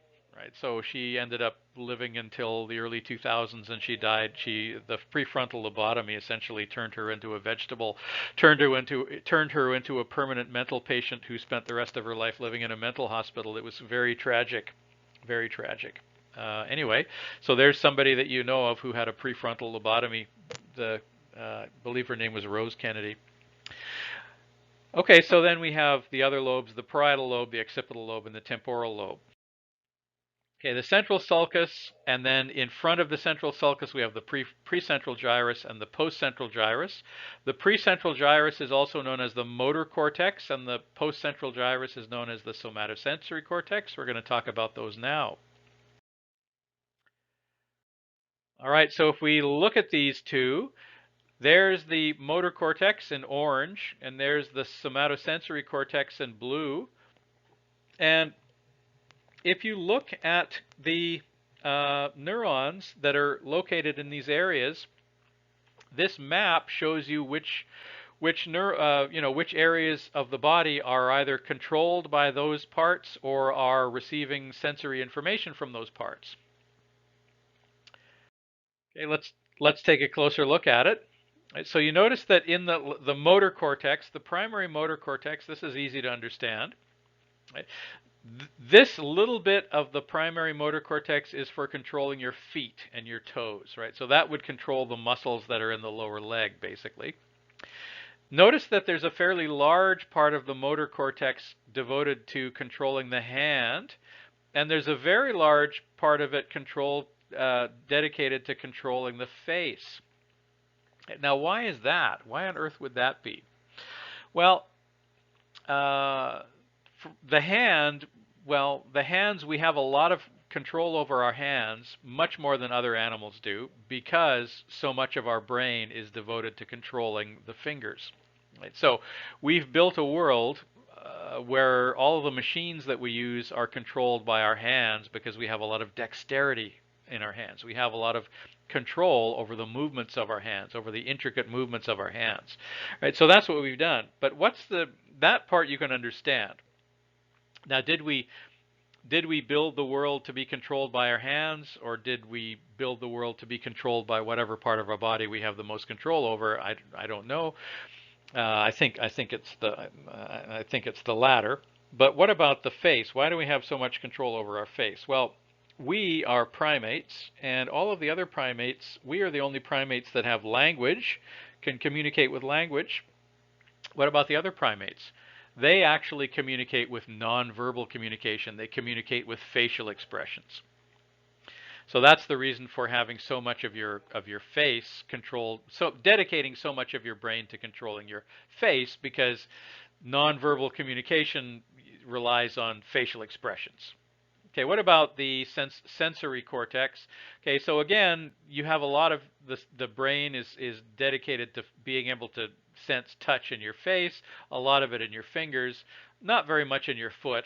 Right? So if you get if you take your shoe off and you look away and you get your friend to poke around at different parts of your feet, it's probably true that you won't be able to tell exactly where your friend is poking, because you don't have a lot of resolution. There are not a lot of neurons in your feet that are dedicated to sensing your feet, right? And your feet are not as sensitive to heat and pain as your hands are, for instance, right? So that's because there are not as many neurons that are dedicated to that region. But if you close your eyes and you get your friend to poke around on your face, you can tell them exactly which part of your face is being touched, because you have a lot of neurons there. How did we figure out all of this? A lot of it was discovered through something called interoperative brain mapping, which is not a very pleasant thought.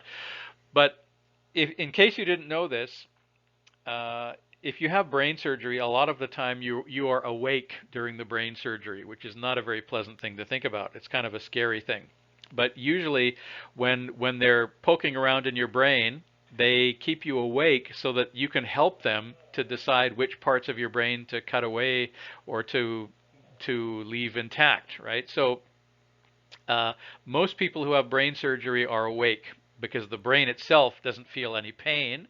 So they give you a local anesthetic so that you don't feel when they cut a hole in your scalp, and then they drill away with a little saw and they take a piece of your skull away, and then they start poking around in your brain. And for decades, when they were doing brain surgery, the surgeons would ask the patients if they want to participate in a study to help figure out what different parts of the brain do, and nice people would say yes. And so they'd poke, and then, if you poke around a certain part of your brain and then your index finger jumps, then they figured, oh, okay, that part of the brain controls the movement of the index finger. If you poke around some more and then the thumb moves, they say, oh, that must be controlling the thumb. And that's the way they figured all of this out. Right, so here's some poor man who's volunteered to let the surgeon poke around in his head and figure out what parts of the brain do what. Most brain surgery is done while you're awake. So if you ever have a family member who has a brain tumor or something like that, they will probably have surgery where they are awake. Okay, so why so much dedicated to the face?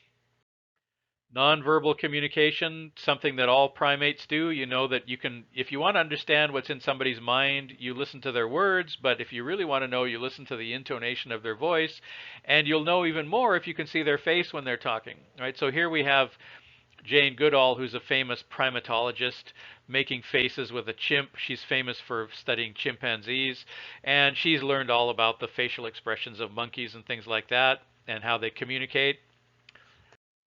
The odds are that you can tell this is a bonobo, which is our closest relative.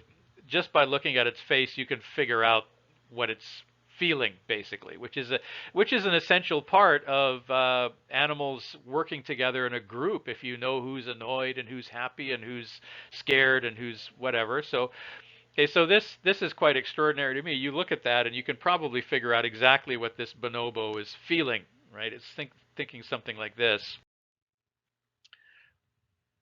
It's a mixture of anger, irritation, and bemusement kind of thing. Okay, what about these other ones? Can you tell what these other bonobos are thinking? Right, so the top one, of course, is happiness. The middle one is anger. The bottom one is actually humiliation, right? So that there's a bonobo that's being humiliated by a bunch of other bonobos, being mocked by a bunch of other bonobos.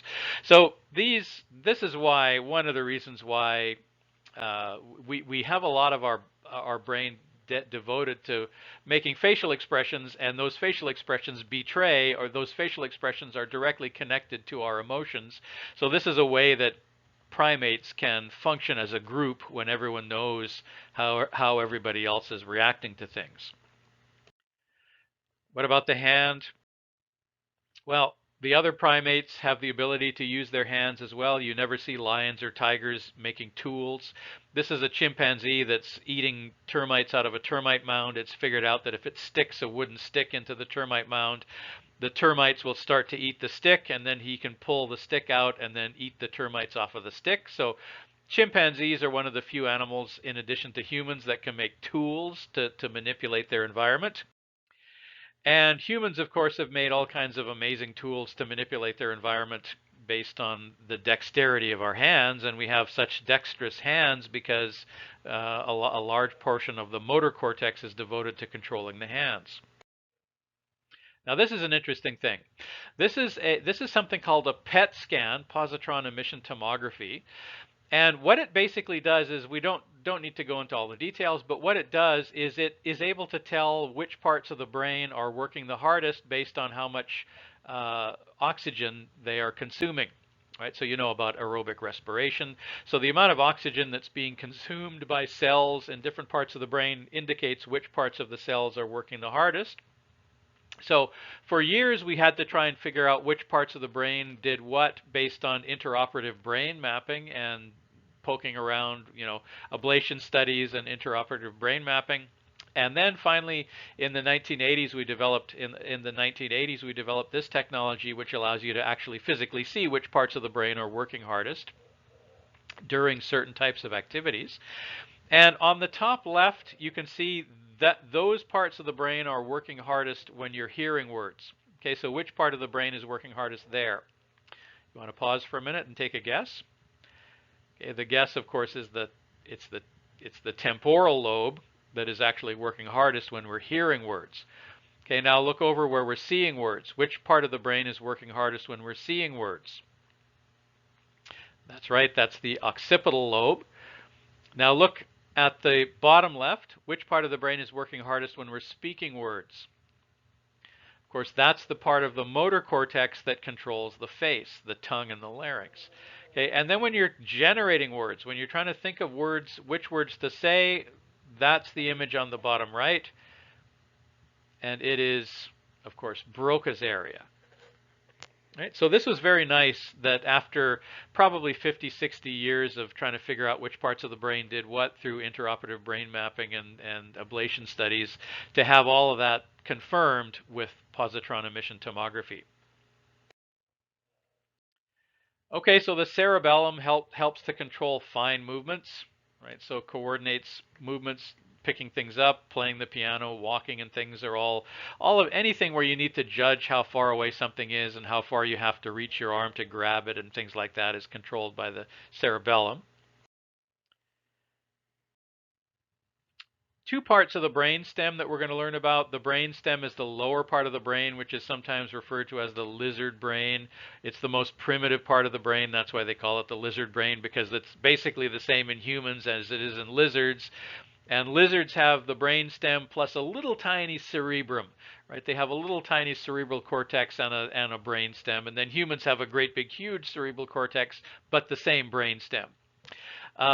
Generally, sadly, when you talk about people who have head injuries and you say that they're brain dead, but their body is still working, and so they're going to go and harvest the organs because they were an organ donor. When you say that somebody's brain dead, but their body is still alive, usually what it means is that the cerebral cortex has died, but the brain stem is still okay. So the brain stem, the medulla oblongata, which controls the breathing, and then different parts of the brain stem that control the heart rate, those things are still going, right? So that's what you have when you have a quote unquote brain dead person. Right, so you can see the brain stem here. This is the main structure that I will ask you about on exams. That's the medulla oblongata. It's critically involved in breathing. Right? So when we discuss the respiratory system, we're going to discuss how the medulla oblongata is able to judge and control how deeply we should be taking breaths. Right, so there's the brain stem. The two parts of the brain stem I need you to memorize are the pons and the medulla oblongata. There we are again. Okay, now let's cut the brain in half and look at what's on the inside. Okay, so if you look deep into the middle of the cerebral cortex, in the middle of the cerebral cortex, you have a structure called the diencephalon. The diencephalon is composed of the thalamus, the hypothalamus. What does the word hypo mean? It means underneath or below, right? So you can already guess that the hypothalamus is below the thalamus, wherever the thalamus is. And then there's a gland which is part of the endocrine system called the pineal gland. And there's another gland that's part of the endocrine system that's called the pituitary gland. Okay, so the two parts of the diencephalon that are official parts of the brain are the thalamus and the hypothalamus. The pineal gland and the pituitary gland are technically part of the endocrine system, not part of the nervous system. Okay, but so if you talk about the diencephalon, you're referring to the thalamus, the hypothalamus, the pineal gland, and the pituitary gland. However, two members of the diencephalon, the thalamus and the hypothalamus, are part of the brain, the nervous system, and two parts of the diencephalon, the pineal gland and the pituitary gland, are actually part of the endocrine system. Okay, now this part of the body, the diencephalon, is responsible in large measure for homeostasis. So the hypothalamus is able to sense the body's temperature. It's able to sense how salty the blood is, how concentrated the blood is, and it in turn will tell the pituitary gland to release hormones that will do things that will cause your body temperature to go up or to go down, or to cause you to retain more water or lose more water so that your blood volume can go up or down, causing the blood to become less salty or more salty. Right, so all of that kind of regulatory the type of regulatory homeostasis is controlled largely by the thalamus and the hypothalamus. So there you can see the diencephalon labeled sort of in pink, in this kind of pinkish color. So we have the thalamus here, and then below the thalamus we have the hypothalamus, and then way down here we have the pituitary gland, and then at the back here we have the, well, sort of at the back you have the pineal gland back there. All right, now if you go deeply within the temporal lobes, you get to a structure called the limbic system. The two members of the limbic system that I want you to memorize for the exams are, one is called the hippocampus and one is called the amygdala. The hippocampus is responsible for memories, for learning, for memorizing things, which is what you need to be doing for this course all the time. So when you're taking anatomy and physiology, biology 130, you're using your hippocampus all the time. And you'll find that the more you memorize things, the easier it will become to memorize things, because basically you're getting your hippocampus into shape. Right? So you get your hippocampus into shape by memorizing things, and every day constantly rehearsing the things that you've memorized and retrieving the things that you've memorized. Every day you're exercising your hippocampus until you have a big, strong, fit hippocampus and you can memorize things very easily. You'll be surprised if you practice. You'll be surprised how easily you can memorize things. And then if you go for a long time without memorizing any new words or without memorizing any new facts and things like that, your hippocampus will get sloppy and lazy, and then it becomes harder to memorize things. So that's just a little piece of advice from one academic to another. If you're academics, you're constantly having to read things and memorize new things and learn how to use new facts. Learning new things is a function of the hippocampus. Learning new memories, new facts, new words, and so on is a function of the hippocampus. The amygdala is in part responsible for sexual arousal and aggression. So you may have heard this. My first psychology professor said this to me, said this to the class in 1981 at Simon Fraser. I remember it like it was yesterday. The professor's name was Dennis Krebs. He was a famous psychologist. I don't know if he's still alive. I think he probably is. But when he was explaining about this, he said, whenever you hear some of these brutal murders, sometimes you wonder if there was some sex involved. And the reason for that is because aggression and sex are sometimes controlled by the same part of the brain. Sexual arousal, anger, and aggression controlled in part by the same part of the brain, the amygdala. So that is again part of the limbic system. So the hippocampus is important for memory creation and retrieval, right? So it's one thing to memorize things, but it's useless to memorize things if you can't retrieve them. So it's like a filing cabinet. You have to know where things are in the filing cabinet in order. You can put them in there, but if you didn't do it systematically, you'll have trouble finding them when you try to get them back out. So both of those things are a function of the hippocampus. All right, now if you have problems with the hippocampus, if you have problems with the amygdala, you might have some problems controlling your aggression. But that's also something that's a function of the frontal brain, the frontal lobe of the brain, for instance. I didn't mention when we were talking about the frontal lobe that I said that it's responsible for executive functions, including self-control. Right, so now, if somebody insults you, you may feel like punching them in the face, but you don't because you have a functional frontal cortex. You have a functional frontal lobe. If you had a dysfunctional frontal lobe, if you had damage to your frontal lobe, you might punch them in the face and then you'd go to jail. And in fact, if you look at prisoners who are in prison for violent acts, a lot of them have damaged frontal cortexes, frontal lobes. And so there's a high proportion of people with organic brain disorders, with problems, frontal brain damage, that are in jail for violent acts, in prison for violent acts, because they were unable to control their aggressive impulses, right? So controlling your aggressive impulses, generating the aggressive impulses, is sort of a function of the amygdala. Controlling those impulses and not doing whatever your amygdala tells you to do is a function of the frontal cortex. Okay, so it's a little odd that we classify a brain structure that's involved in memory together with a brain structure that's involved in sexual arousal and aggression and anger, but we do, and we call that the limbic system. Okay, now if you have damage to the amygdala, you might have some issues. Actually, there was a time when they believed that damaging the amygdala or ablating, cutting out the amygdala, reduced your anger. That's another discussion we can have another day. But the hippocampus, if you damage it, you have trouble either retrieving or consolidating new memories, retrieving old memories or consolidating new ones. That is called amnesia. Right, so amnesia is where you can't remember things. Okay, fair enough. But there's a difference. There are two types of amnesia: retrograde versus anterograde amnesia. Antenna, think of antennas on the front of an insect, right? Antero means in the front, retro means behind. Retro. So retrograde amnesia is where you can't remember anything from the past, but you can learn new things. You can memorize new things. Anterograde amnesia is where you can remember everything from the past, but you can't make any new memories.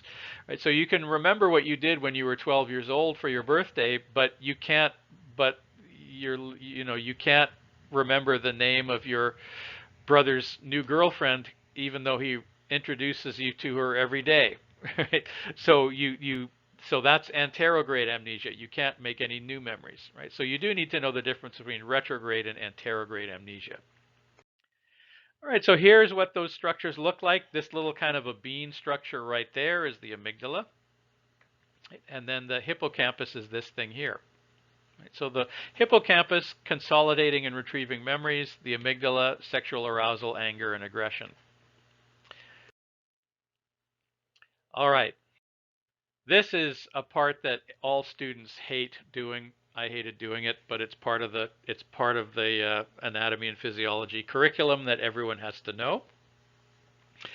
So as I said, there are nerves that come out of the spinal cord, and there's some nerves that come out of the brain, and they either stay in the head or they go down tissues in the neck without entering the spinal cord, and we call those the cranial nerves, and there are 12 of them, and there is one in each hemisphere. So that's 12 pairs of cranial nerves. We're not going to learn all of them. We'll just learn a few of them. Okay. So here we have an inferior view of the brain. So we're below the brain looking up at it. Right, and the top of the image is the front of the brain. The bottom of the image is the brain stem, which you can see coming down there. Right. Okay, now the cranial nerves are given names as well as Roman numerals. Right, so you have to know both, and there are 12 pairs. So there's 12 Roman numerals that you need to memorize. As I said, for this course, we're only going to memorize, I think, 5 of them. We're not going to memorize all of them. We're just going to memorize a sampling of them. And then if you ever go on further in anatomy, you can memorize the rest. Right? So if you go into medicine, you have to know, if you go into medicine or something like that, obviously you have to know all 12 of them, and you have to know exactly where they are and exactly what they do and so on. We're only going to learn a few. Okay, so contrary to what you might think, cranial nerve number 1 is not involved in vision, it's involved in the olfactory sense, right? So there is cranial nerve number 1, right? And that olfactory means smell, right? So cranial nerve number 1 is responsible for the sense of smell. Cranial nerve number 2 is also known as the optic nerve, right? So there it is. There's one of them, there's the other one. And so that's what your eyes are connected to. Right, so cranial nerve number 1 is the olfactory nerve. Cranial nerve number 2 is the optic nerve. Cranial nerve number 5 is the trigeminal nerve, and so on. So we're going to learn the names of some of these as well as their locations and their functions. Okay, so these are nerves that do not travel down the spinal cord. Some of them stay in the head, some of them travel down to the body, but not through the spinal cord. Okay, number 1. We need to know, so these are the ones you need to memorize for this course anyway. So cranial nerve number 1 is the olfactory. It comes out of the cerebrum and it's responsible for the sense of smell. Cranial nerve number 2 is the optic nerve. It comes out of the diencephalon and it is responsible for vision, optic. Right. Cranial nerve number 5 is the trigeminal nerve. Now the reason why it comes out of the pons, so it's a little bit lower down, right? So you can see we're going from high to low. So the olfactory bulbs, the olfactory nerve are the highest up in the brain, and then underneath them is the optic nerve, and then underneath them is the trigeminal nerve, and so on. Right, so the trigeminal nerve comes from the pons. It exits out of the pons. And now the reason why this is important is because the trigeminal nerve includes a branch that is called the mandibular nerve. And if you're going to become a dentist, you have to know exactly where the mandibular nerve is so that you don't hit it with your drill when you're drilling a filling, right? Because that would be excruciating pain if you went to drill somebody's tooth and you actually drilled into their mandibular nerve. So that's the reason why I included that one in this course curriculum, because I know some of you might want to become dentists. Okay, then the vestibular cochlear nerve is number 8. So cranial nerve number 8 is the vestibulocochlear nerve. Okay, now cochlea is a part of the ear, right? And you might know that the ear, in addition to hearing, is also responsible for our sense of balance. Right? So the ear is also responsible for our sense of balance.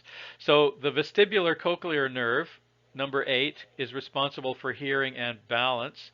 And then the vagus nerve number 10, cranial nerve number 10, is responsible for many things, including it comes out of the medulla, the medulla oblongata, and it's responsible for the heartbeat, breathing, and some of the visceral organs in the digestive system, also the taste buds. So the vagus nerve does a lot of things, but it's involved in digestion, heartbeat, breathing, and so on. Right, so those are the 5 nerves, and then a 6th nerve if you count the mandibular nerve that we need to know for this course. Okay, so come out of the cerebellum, the olfactory, and the optic. These come out of the other ones come out of the brain stem further down. Right, so once again, that's where they're located. Right, so there's the vagus nerve all the way down there.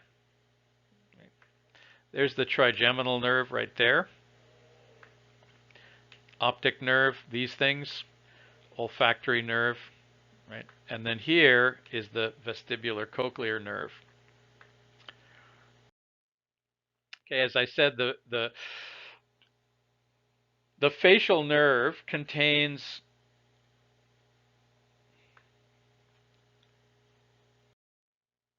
so you don't want to hit that with the Novocaine shot when you're a dentist, right? So the mandibular nerve, you want to know where the mandibular nerve is so you can avoid it.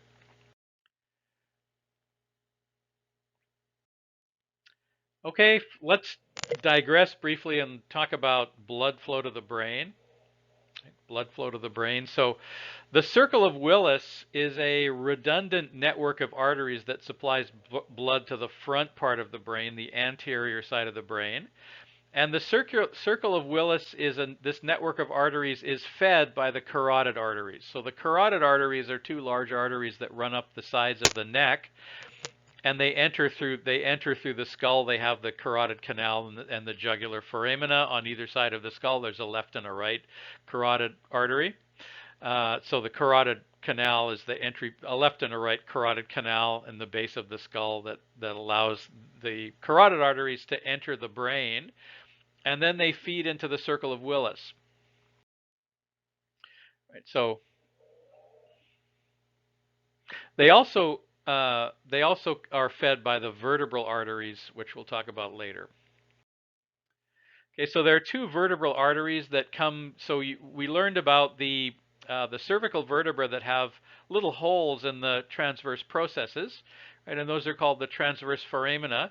So there are two vertebral arteries that come up through the transverse foramina, and they enter the skull through the foramen magnum, right? So the foramen magnum doesn't just contain nerves, it also contains blood vessels.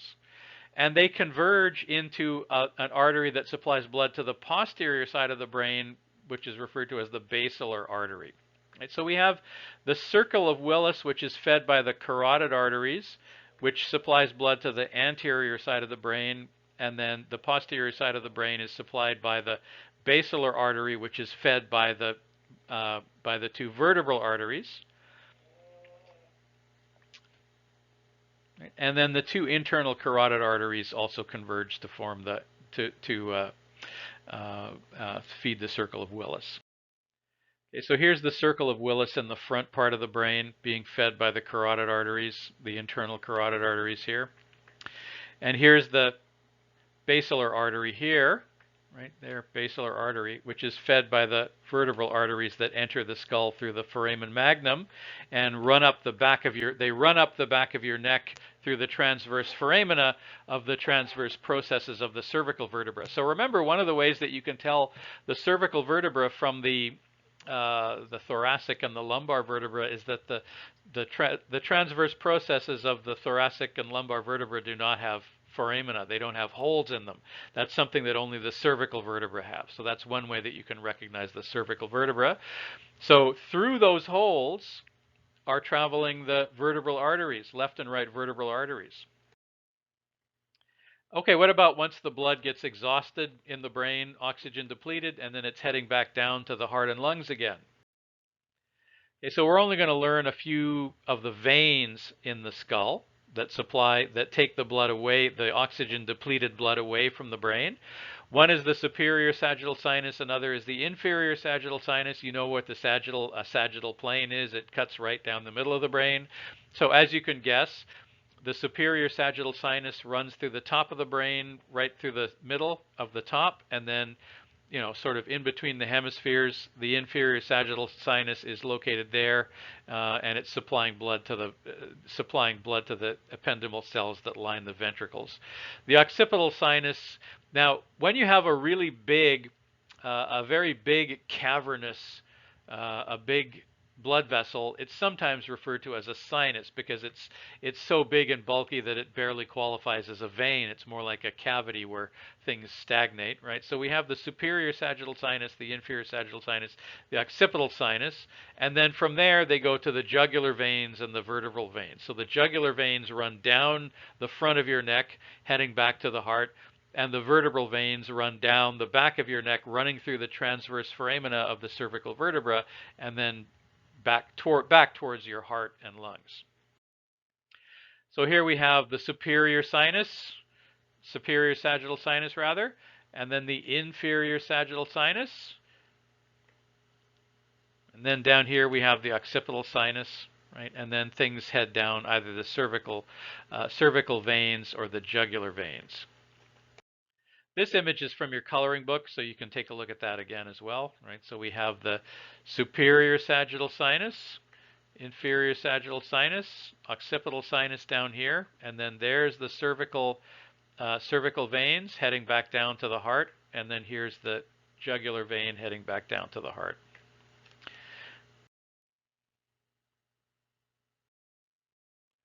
Let's briefly look at the spinal cord, right? So the nerves run up and down the spinal cord. Sensory nerves run down the up the spinal cord. Motor neurons run down. These neurons all come out of the foramen magnum. They're bundled together.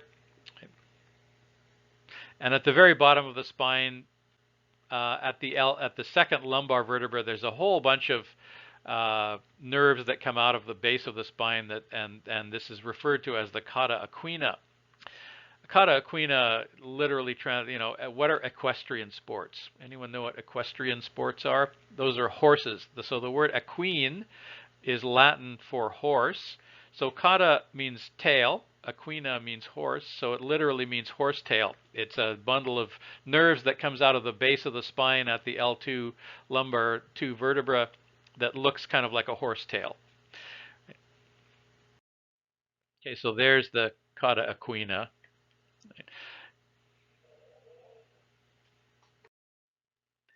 All right, now if you look at the spinal vertebra, you know that there's a spinal foramen that the spinal cord runs through, and within it you have white matter, right? So here's a spinal vertebra that we're looking at, the neurons, right? So we have white matter around the outside, and then this butterfly shape on the inside is called the dorsal and the ventral horns, which are made of gray matter, right? So these are the dorsal and the ventral horns of a spinal vertebra, the gray matter.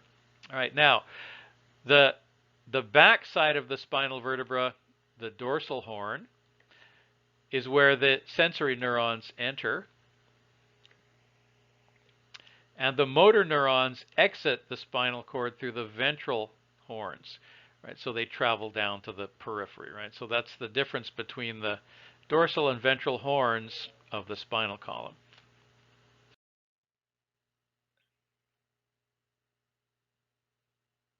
So this is just a diagram on the top, and then this is an actual slice through an actual vertebra on the bottom, showing you this butterfly-shaped gray matter with the dorsal horns and the ventral horns.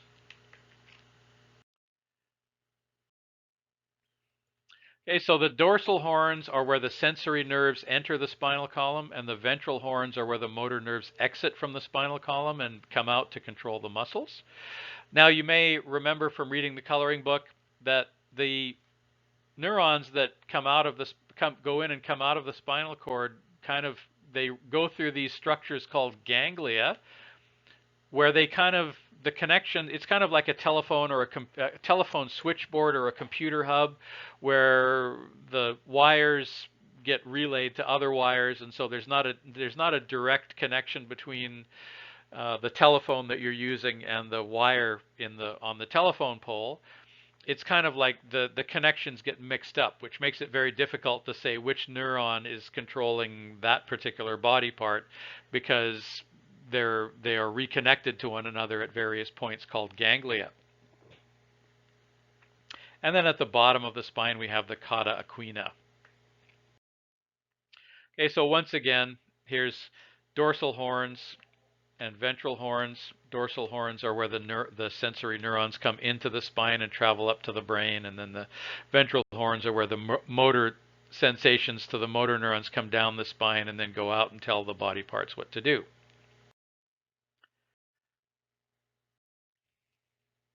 Okay, a reflex arc is where the motor neurons and the sensory neurons can communicate with each other directly within a spinal vertebra. And if you have proper reflex arches, that's a sign of healthy neurons. If you don't, that's a sign that there's some problems with your neurons. So when you go to the doctor, they will sometimes do the reflex. They will test your reflexes to see if your nervous system is okay. So that's when they hit you on the knee with the hammer. And if you hit that knee in just the right spot, the leg will move because the sensory neuron directly stimulated the motor neuron to do this. If you don't have the reflex, then might be something wrong with your nervous system. So that's called testing the reflexes using a reflex arc. Generally, this is used to remove your body from a dangerous environment faster than you have the ability to think, right? So if you touch a hot stove, your hand will pull away before you have a chance to even realize that you've been hurt because of a reflex arc. So there are a lot of things like that. Okay, let's talk a little bit about the peripheral nervous system and talk about the somatic versus the autonomic nervous system. Okay, so all of the skin on our body contains sensory neurons that are sensitive to pressure and touch and heat and other things like that. And the nerves that are embedded in our skin will enter specific spinal vertebra. And so it just so happens that the sensory neurons will service different parts of the body that are referred to as dermatones, that look like little bands of skin on the body. And each of the dermatones of the body is named after the vertebra that the nerves enter into after they've left the dermatome. Okay, so here we have a diagram. You have a similar diagram in chapter 4 in your coloring book, right? So notice here that the body is divided up into all these dermatones, right? Notice that the end of notice that the end of the index finger says C7 right there. That means that the nerves that are at the end of your index finger run all the way up your arm, and they enter your spinal column through cervical vertebra number 7. When you touch your neck right there, those nerves relay the sense of touch to your brain by entering cervical vertebra number 4 and traveling upwards. Right? So that's the point of the dermatones. If you touch yourself on the back of the head, and you feel somebody touch the back of your head, that sensation has been sent through the neurons and then in through the second cervical vertebra. Right? So that's what all of these dermatones mean. Right? So dermatones are bands of skin that contain the sensory neurons that sense different senses on different parts of the body, and then those nerves enter the spinal cord, the dorsal horns of the spinal cord at a particular vertebra, and each of those dermatones is numbered and named after the vertebra that they enter the spinal cord through. Okay, now referred pain is something that we need to understand briefly. Referred pain is where you have a pain in some part of your body that indicates a problem with another part of your body that's located someplace else. So you have a damaged or a problemed organ you have a damaged organ in region A, and you feel pain in region B. If you're a doctor, you have to know what the referred pain means. Right? So you'll have to memorize a couple of these. Okay, so if you're having a heart attack, people at one time thought the heart was on the left side of the body. It's not really. It's just a piece of the heart is kind of extending over onto the left side. But if you have pain, a sharp, excruciating pain in the upper left thorax, that's referred pain indicating that there's a problem with your heart, which is located there. Right? So if you're having a heart attack, you'll have sharp pains. You'll have pain in the upper left quadrant of your thorax. If you're a man, you might also have the pain radiating down your left arm as well. For a long time, if you're a woman, you may not get the radiating pain down your left arm as well. You may just have pain in your upper left chest. If you're a man and you have pain in your upper left chest plus pain down your left arm, that's definitely a heart attack. That's definitely a heart attack. So you need to call the ambulance, call the paramedics immediately if you have that. Okay, so that's one referred pain. Okay, here's another one that's a little bit unusual. If you have pain in the upper right part of your neck, that is referred pain from the liver and the gallbladder, which is located down here. Right. And then if you have pain in the solar plexus right here at sort of where the xiphoid process is, that's an indication that there's a problem with your pancreas, which is located over here. Right. Okay, so just memorize the referred pain for a heart attack, for liver and gallbladder problems, and for pancreatitis, and those are referred pains that I might ask you on the exam.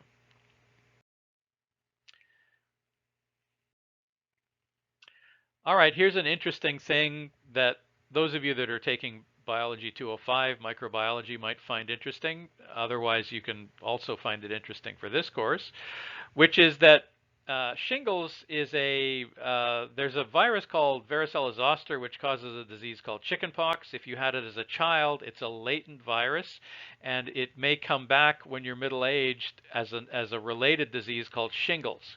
Right, so the same virus causes both diseases, and what happened is that you caught chickenpox as a child, and it caused you to break out in spots, a rash, and then it went away, but the virus didn't go away. The symptoms went away, but the virus just stopped making a fuss.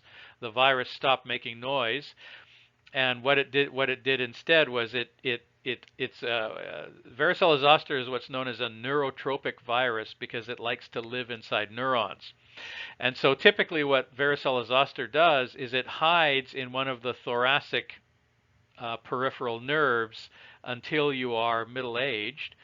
And then it decides to start making a fuss again, and it comes back out of that peripheral nerve and infects the entire dermatome that neuron is servicing. So shingles appears, shingles presents itself, it presents as a rash on one of the dermatones.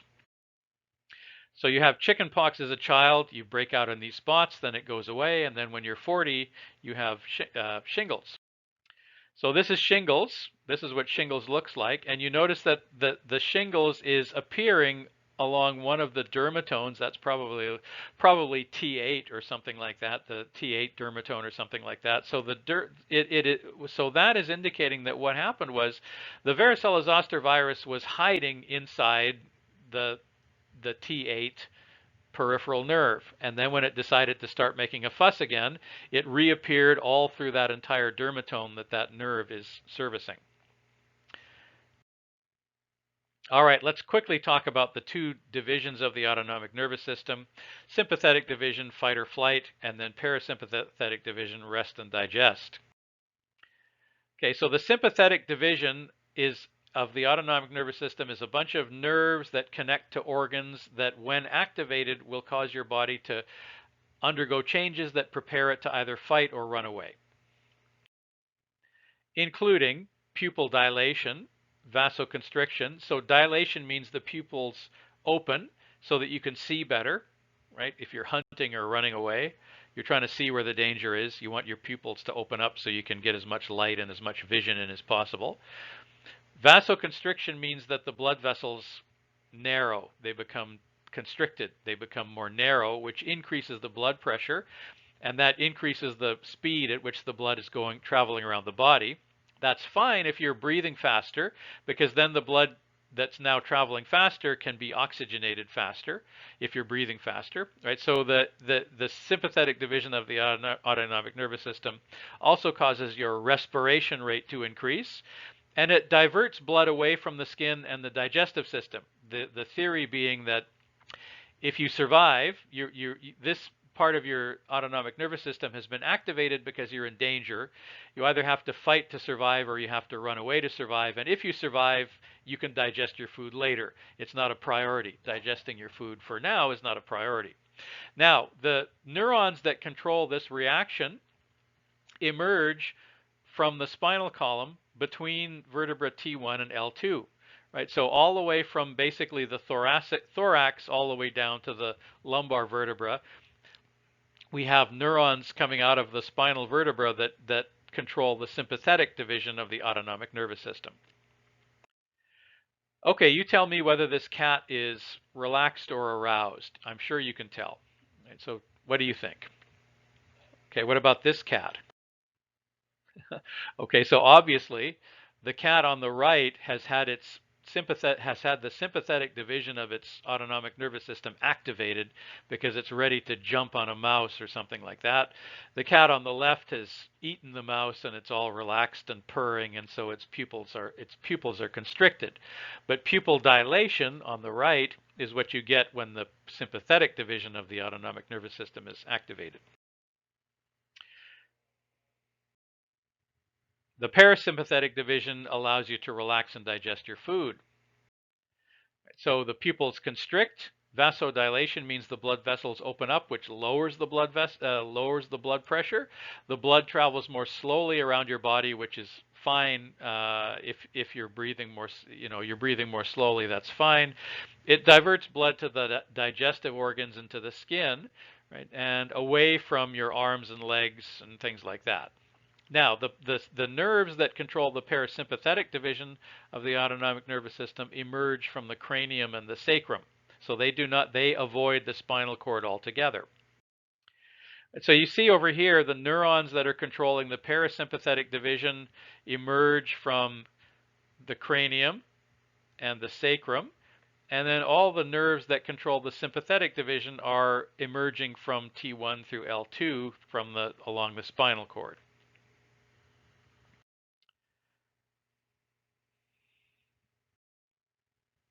Okay, let's quickly talk about some pathologies of the nervous system, including spinal cord injuries, frontal brain injuries, and so on. Okay, so remember, these lectures, I will ask you about the material from these lectures in the midterm and the final, and the quizzes from the coloring book and the open book tests are from the coloring book only. So the quizzes, the weekly quizzes and the weekly open book test will only be from material from the coloring book, but the midterm and the final will contain questions from the lectures as well, from the theory part of the course as well. All right, so neuropathies that we need to learn about. First, a stroke is where you kill a part of the brain, usually by blocking a blood vessel that supplies blood to the brain, so that part of the brain doesn't get any oxygen. You can also kill the entire brain or a part of the brain with a subdural hematoma, which we learned about with Liam Neeson's wife. Right, so there's bleeding inside the skull, which leads to pressure inside the skull because the blood can't get out, and that leads to compression of the brain. If you don't alleviate the pressure, the brain can actually die. Hydrocephalus, hydro means water. Cephalus means the head or the brain or the cranial vault, right? And so this literally translates as water in the head. And what's happening with this is that the ependymal cells are producing this cerebrospinal fluid and putting it into the ventricles faster than it's being used, right? So that builds up pressure inside it. So, for example, a subdural hematoma is pushing on the brain from the outside in. So there's a hematoma just under the skull that's pushing the brain inward. With hydrocephalus, the ventricles are filling up with cerebrospinal fluid and pushing at the brain from the inside out. So you're pushing the brain against the skull from the inside out, and that can cause the same problem. Right, so subdural hematoma, you cure it by drilling a hole in the head and letting the blood out and then doing something to try and repair the blood vessel. And then hydrocephalus, what you generally do is people are born with hydrocephaly. It's a problem that you're born with. What they do is they surgically, when you're a baby, they surgically implant a shunt, which is basically a fancy term for a tube that drains the excess cerebrospinal fluid out of the ventricles. Under the skin, the tube runs under the skin down to one of your blood vessels and deposits the excess cerebrospinal fluid into one of the blood vessels to relieve the pressure. Okay, now in addition to that, we also have some other compression neuropathies that we're going to talk about, concentrating on spinal cord injuries or SCIs, where you break your spine, you damage the neurons in your spine, you end up being what's either called a paraplegic or a quadriplegic. Okay, now strokes. There are two types of strokes. There are ischemic strokes and there are hemorrhagic strokes. An ischemic stroke is where you have a blood clot that blocks a blood vessel to the brain. Right? So a blood clot that's traveling around the bloodstream is called an embolus. You can memorize that word now, but if you haven't memorized it now, we'll learn it again later when we talk about the cardiovascular system. Right, so a blood clot that is wandering around loose in the blood vessels is referred to as an embolus. If an embolus blocks a blood vessel traveling to the brain, it will cut off blood to the brain. That is called ischemia. If the blood supply is cut off, the part of the brain that's supplied by that blood vessel can't get any oxygen, so that's called hypoxia. Eventually, parts of it will die. That's called necrosis. And then you end up with necrotic tissue in the brain. So a little piece of the brain, sometimes a big piece, but a big or a little piece dies, and you end up with a deficit. You end up with a part of your body that you can't control, or there's something that you can't do because a piece of your brain died. So that's an ischemic stroke, as opposed to a hemorrhagic stroke. The word hemorrhagic means to bleed, right? So a blood vessel bursts in the brain, causes pressure, something like a subdural hematoma, and that is an example of a compression neuropathy. Neuropathy means a problem with the nervous system, and then compression, of course, means you put pressure on nerves and they died or they were damaged. And hydrocephalus, I mentioned, you can fix it with a shunt, which is a tube that leads from the ventricles into one of the blood vessels to drain away the excess cerebrospinal fluid that's created.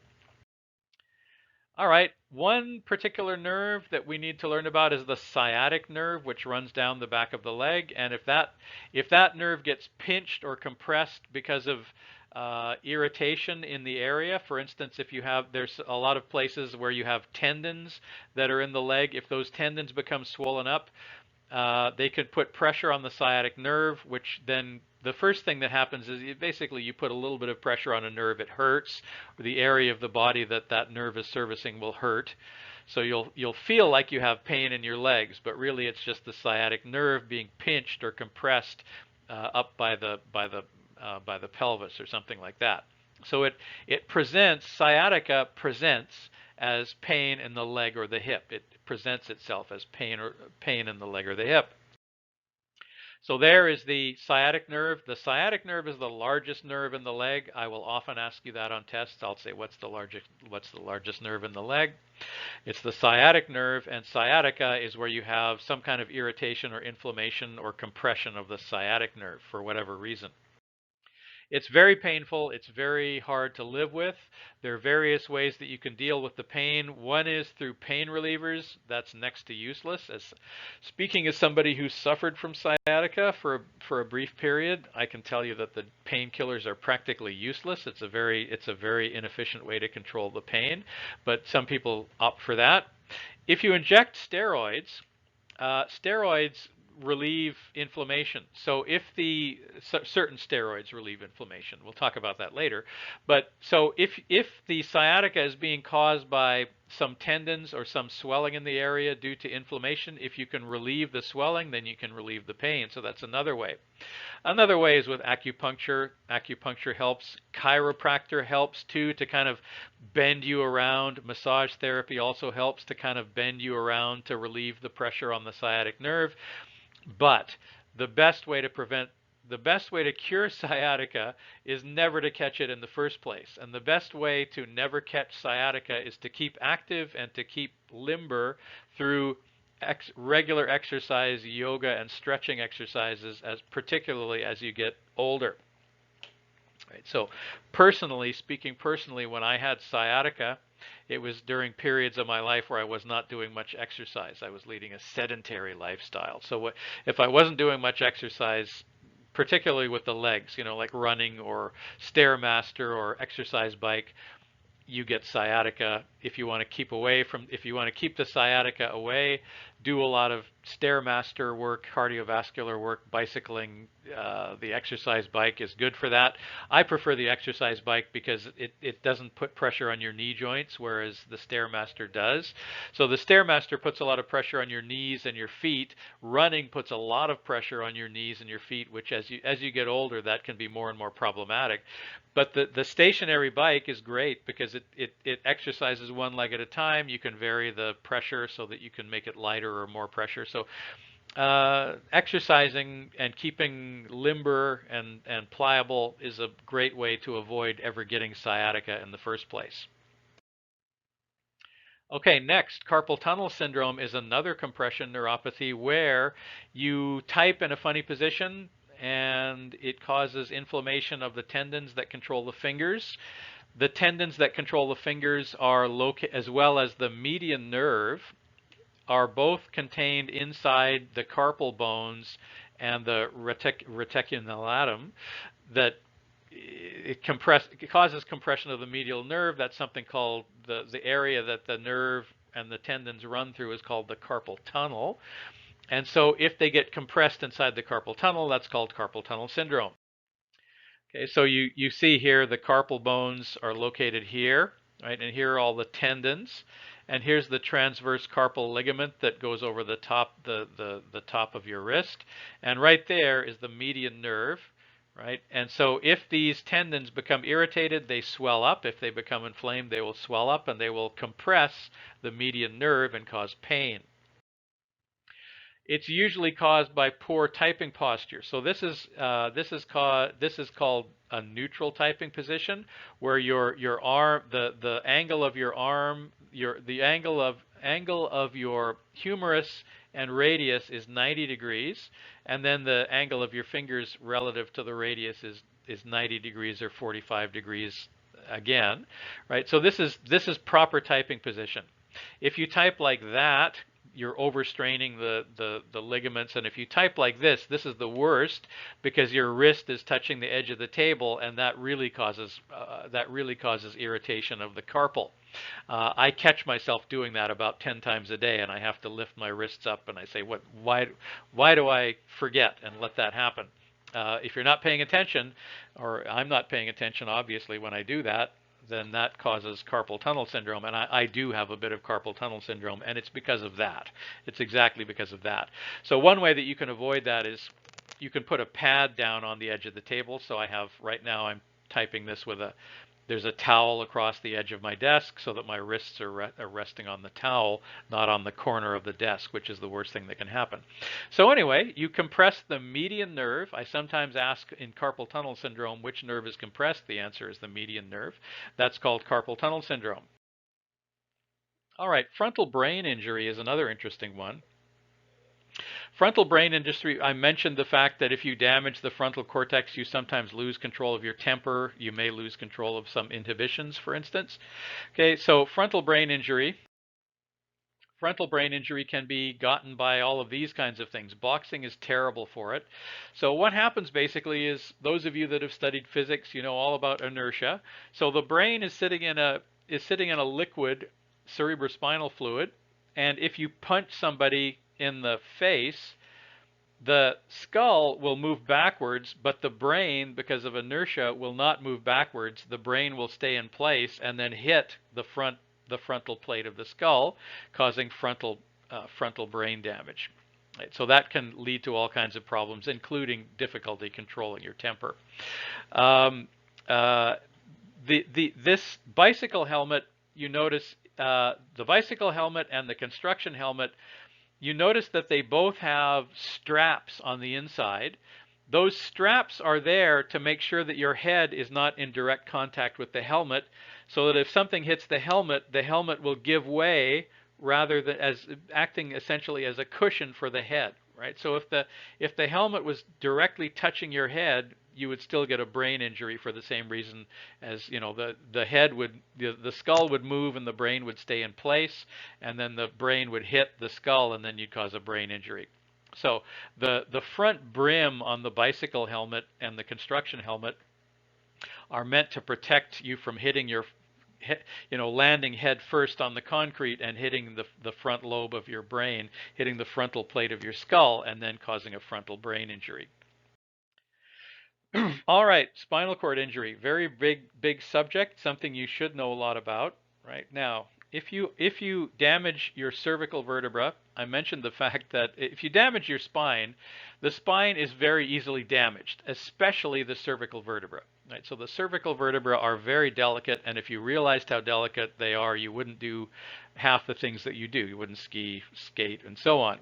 Right, so if you damage your cervical vertebra, generally you're paralyzed from the neck down, and you're called a quadriplegic. Quadra meaning that you lose the ability to control all four of your limbs, both arms and both legs. Para means two, right? So if you damage lower down, if you damage a lumbar vertebra or a thoracic vertebra, you're a paraplegic, meaning you're paralyzed from the waist down and you can't control your legs. If you damage your cervical vertebra, you can't control your arms or your legs.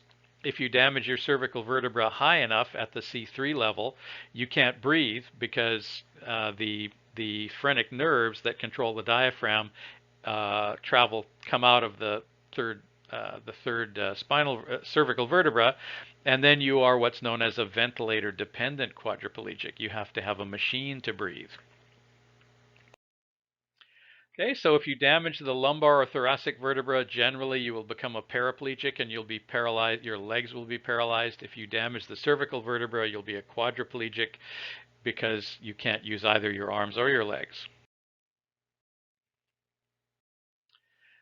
All right, there are two, because spinal cords are very common injuries, they have developed various ways to assess the degree of damage to a spinal cord injury, and so you do need to know the ASIA impairment scale. I probably will not ask you about the Franken scale, which is now obsolete, but let's learn about these two scales and then pay more attention to the ASIA scale. All right, so generally if you're damaged in the C3, C4 vertebra, you will damage what's known as the you might damage what's known as the phrenic nucleus. The phrenic nucleus is where the phrenic nerves, which control the diaphragm, which can help you breathe, come out of the spinal cord. And so you might be a ventilator-dependent quadriplegic. Some quadriplegics are able to breathe a little bit using something called neck breathing by shrugging the shoulders and using the scalene muscles as well as the trapezius muscles to lift the shoulders up and down just enough to get enough air into your lungs to breathe. But obviously that is a conscious effort. Right, so that's something those muscles are voluntary muscles, the scalene muscles and the trapezius muscles. So you have to be awake. Right, so if you have this injury, some people that have a lower C4 injury can do this, but at night they have to sleep with a ventilator, right? So at night they have to breathe with a machine because obviously you're not awake to be shrugging your shoulders to do neck breathing. If you're damaged from C5 to T1, you have control over your shoulders and a little bit of control over your arms and hands. You might be able to operate a wheelchair manually because you can still use your hands more or less, somewhat. And finally, if you're damaged between the L2 to S1, that will paralyze your hips and your legs and your feet, but you'll have full control over your breathing, full control over your arms and hands. So, C3, C4 quadriplegic, possibly ventilator-dependent quadriplegic. If you're a low C3 or a C4, you might be able to do neck breathing. Okay, so if you have this, you're considered to be a low quad. You generally don't have any trouble breathing, but you might have trouble controlling your hands and your arms. Paraplegic, you're a para. You're just paralyzed from the waist down. Okay, how do we judge how severe the injury is? Number one, we ask which vertebra was damaged. At what level was the spinal cord damaged? Was it damaged at C3, C4? Was it damaged at C5, T1, T5, L1, L2? So number one, we list the level of the damage, and number two, we list the completeness of the damage. So if you compress the neurons very badly, you may kill the neurons, or you may kill all of them from that level down, or you may just kill some of them.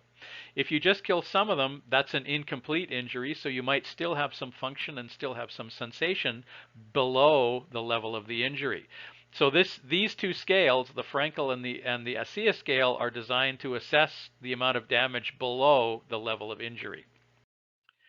Okay, so on the Frankel scale, which we're not really going to be tested on, generally so you would say, let's say you're a C3 and then Frankel A, right? That means you have no function at all below the C3 injury level. If you're a Frankel B, C3 Frankel B, then you have some sensory sensation below the C3 vertebra. If you're a Frankel C, you have sensory and some motor function. D, you have useful motor function. E, you have normal function. So if you're a C3 Frankel E, that means you were damaged in the C3 vertebra, but it didn't really make any difference, right? You did sustain some damage, but you still have normal function. Okay, now let's look at the ASIA impairment scale, which is more common, and this is the one I'll probably ask you about on the test. Right, so ASIA, so you say C3 ASIA A. That means you have absolutely no function of any of the organs that are controlled below the C3 vertebra. Any of the motor control and sensory control. Usually the organs work. Right, so it's rare that the organs that control, the nerves that control the heart, vagus nerve, and so on, it's rare that those are damaged. If those are damaged during the accident that injured you, then you're dead, so it's not an issue. But if you're alive, your organs, your heart is still working. If your heart is still working and your digestive system is still working, then we have to be concerned about the level of how much motor control do you have over the limbs and how much sensory sensation do you have in the body. Right, so C3 ASIA A, for instance, would be no function at all, no sensory or motor function below the level of the injury. B, sensory only. ASIA C, sensory and less than half of motor function, which is a critical difference, less than half motor function. ASIA D, sensory and more than half motor function, and then ASIA E is normal. So this is similar to the Frankel scale, but it's the more current one, right? So ASIA A, B, C, D, and E. All right. Again, I'm not going to test you about this, but these are some people that you might have heard of that have different injuries, famous people that have different injuries, and so we'll assess and give examples of the different ASEA and different levels of injury and the different ASEA um, evaluations. Okay, do you know who this is? Uh, for for for Canadians, we should know who this is. He's a very famous Canadian. His name is Rick Hansen. He is famous because in the 70s he was injured, and he became a paraplegic, but his arms are fine, right? His arms are actually quite athletic, and he became a famous wheelchair athlete. So now we have wheelchair athletes who are people who are injured that are paraplegics, and they still compete in doing basketball and hockey and racing and so on. So they have their own Olympics, and Rick Hansen was a famous wheelchair athlete. And what he did was he set up a charitable foundation where people would pledge money to him, to a charitable foundation, if he rolled his wheelchair around the entire world, and that was called the Man in Motion Tour. And so you can see here that he's on the Great Wall of China. He's rolling, in the process of rolling all the way around the world. And he raised millions and millions of dollars, which he put into a research foundation called the Rick Hansen Foundation. Rick Hansen Foundation has a building downtown near Vancouver General Hospital where they do research on spinal cord injuries, hopefully to find ways to cure spinal cord injuries so that people who have damaged spines can have them repaired. Now notice about Rick Hansen, notice that his arms are very muscular, but his legs are atrophied. His legs are very thin. That's something that we don't quite understand why that happens. But if you're a paraplegic, it's common that your arms will be fine and your legs will wither away. They will atrophy and be very thin. So that's Rick Hansen. There are statues to Rick Hansen dedicated all over the place. He's in his 20s here, I think, but he's in his 50s now, I believe. He's still around, still very active. He lives here in British Columbia. He's a friend of my wife's, actually. Anyway, that's Rick Hansen. Rick Hansen is an L2 ASEA paraplegic, right? So he has no function below the second lumbar vertebra. Okay, now how did he get this? How did he get in this situation? Uh, Through an automobile accident. That's how most people get into this situation, or very commonly. So you will get very common lumbar vertebra and thoracic vertebra spinal cord injuries through automobile crashes. Notice that in this case we have a side crash. So if two automobiles hit each other head to head, that's called a head-on collision.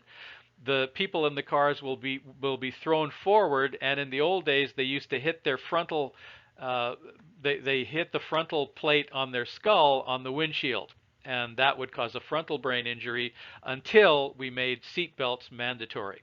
Right now, if seat belts, if you get hit in a head-on collision, the seat belt will stop you from hitting the windshield with the front part of your head and cause a front brain injury.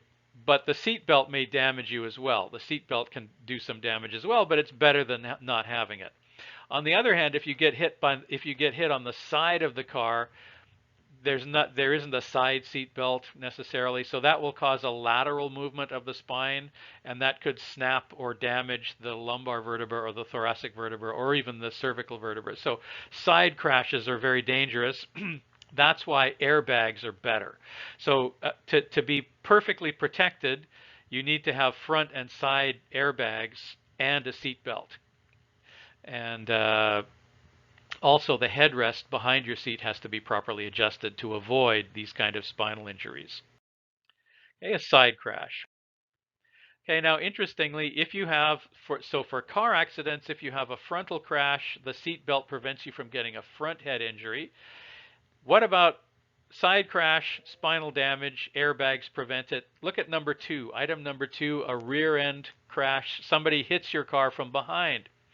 Okay, so that causes something called whiplash, which is that your head gets violently thrown back because, you know, your car is pushed forward, but because of inertia, your head stays in place or therefore appears to go back. And so you get this rapid snapping backwards of your head, which damages the spinal cord as well, and you could be a quadriplegic. The solution to that is to adjust the headrest so that it's touching your head. So everyone go out and make sure that the headrest to your car is properly adjusted, because that's what it's for. Okay, so when they do crash tests, they test the headrest, and notice that the crash test dummy has a very delicate neck. It's a big spring, so that when they crash cars and they take pictures of them in slow motion as these cars are crashing, you can tell what happens to the head and the neck. Right? So here, this dummy, the head is, 10 centimeters in front of the headrest, which means that you will still get whiplash. In order for the headrest to do what it's supposed to do, it has to be adjusted so that it's just touching your head. And so if your car is hit from behind, your head will not go flying back and you won't get a damaged spinal column because of that. So if you take nothing away from this course, if you take nothing else away from this course, at least take away the knowledge that you should go out to your car and adjust the headrest so that the headrest can do its job properly. All right, let's look at some more famous people with spinal cord injuries. I don't know if you know who this is. He's playing Superman. He's an actor named Christopher Reeves. He was a very famous actor when I was young. He played the original Superman in movies. These days, whenever they have somebody play Superman, they're wearing a plastic they're wearing a plastic costume that has fake muscles carved into it.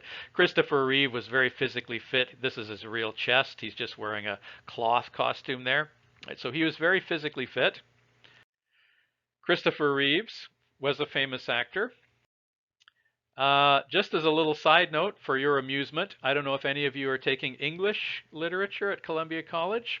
And maybe if you are, your English teacher is named Orion Kidder. He's one of the English teachers. Now, this woman on the right is Superman's girlfriend. According to the comic book figure, Superman's girlfriend is named Lois Lane.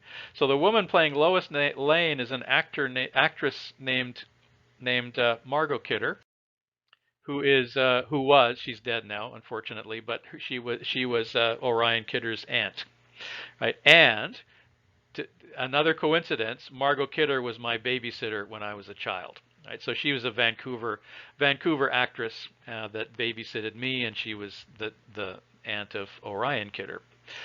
Okay, so back to Christopher Reeves. One of Christopher Reeves' hobbies was steeplechasing, where you have these horses that jump over the gates. One day he was doing steeplechasing and the horse refused. Means that the horse runs up to the steeple and then refuses. It just stops and refuses to jump over it. Christopher Reeves went flying head over heels, went flying head first over the top of the horse. His hands got tied up in the reins so that he couldn't break the fall with his hands, and he landed on his head. And he became a quadriplegic because his spine was snapped. Now, if you look closely at him here, you can see that this is a ventilator hose. Right? He's a C3 ASIA A. He had no movement from the neck down. He couldn't move his arms, couldn't move his legs. He had to breathe with a machine all the time. He had no ability to breathe on his own. So he's a C3 ASIA A ventilator-dependent quadriplegic. He died a few years ago from an infection. That's something that happens with quadriplegics, that they get infected because they get pressure sores.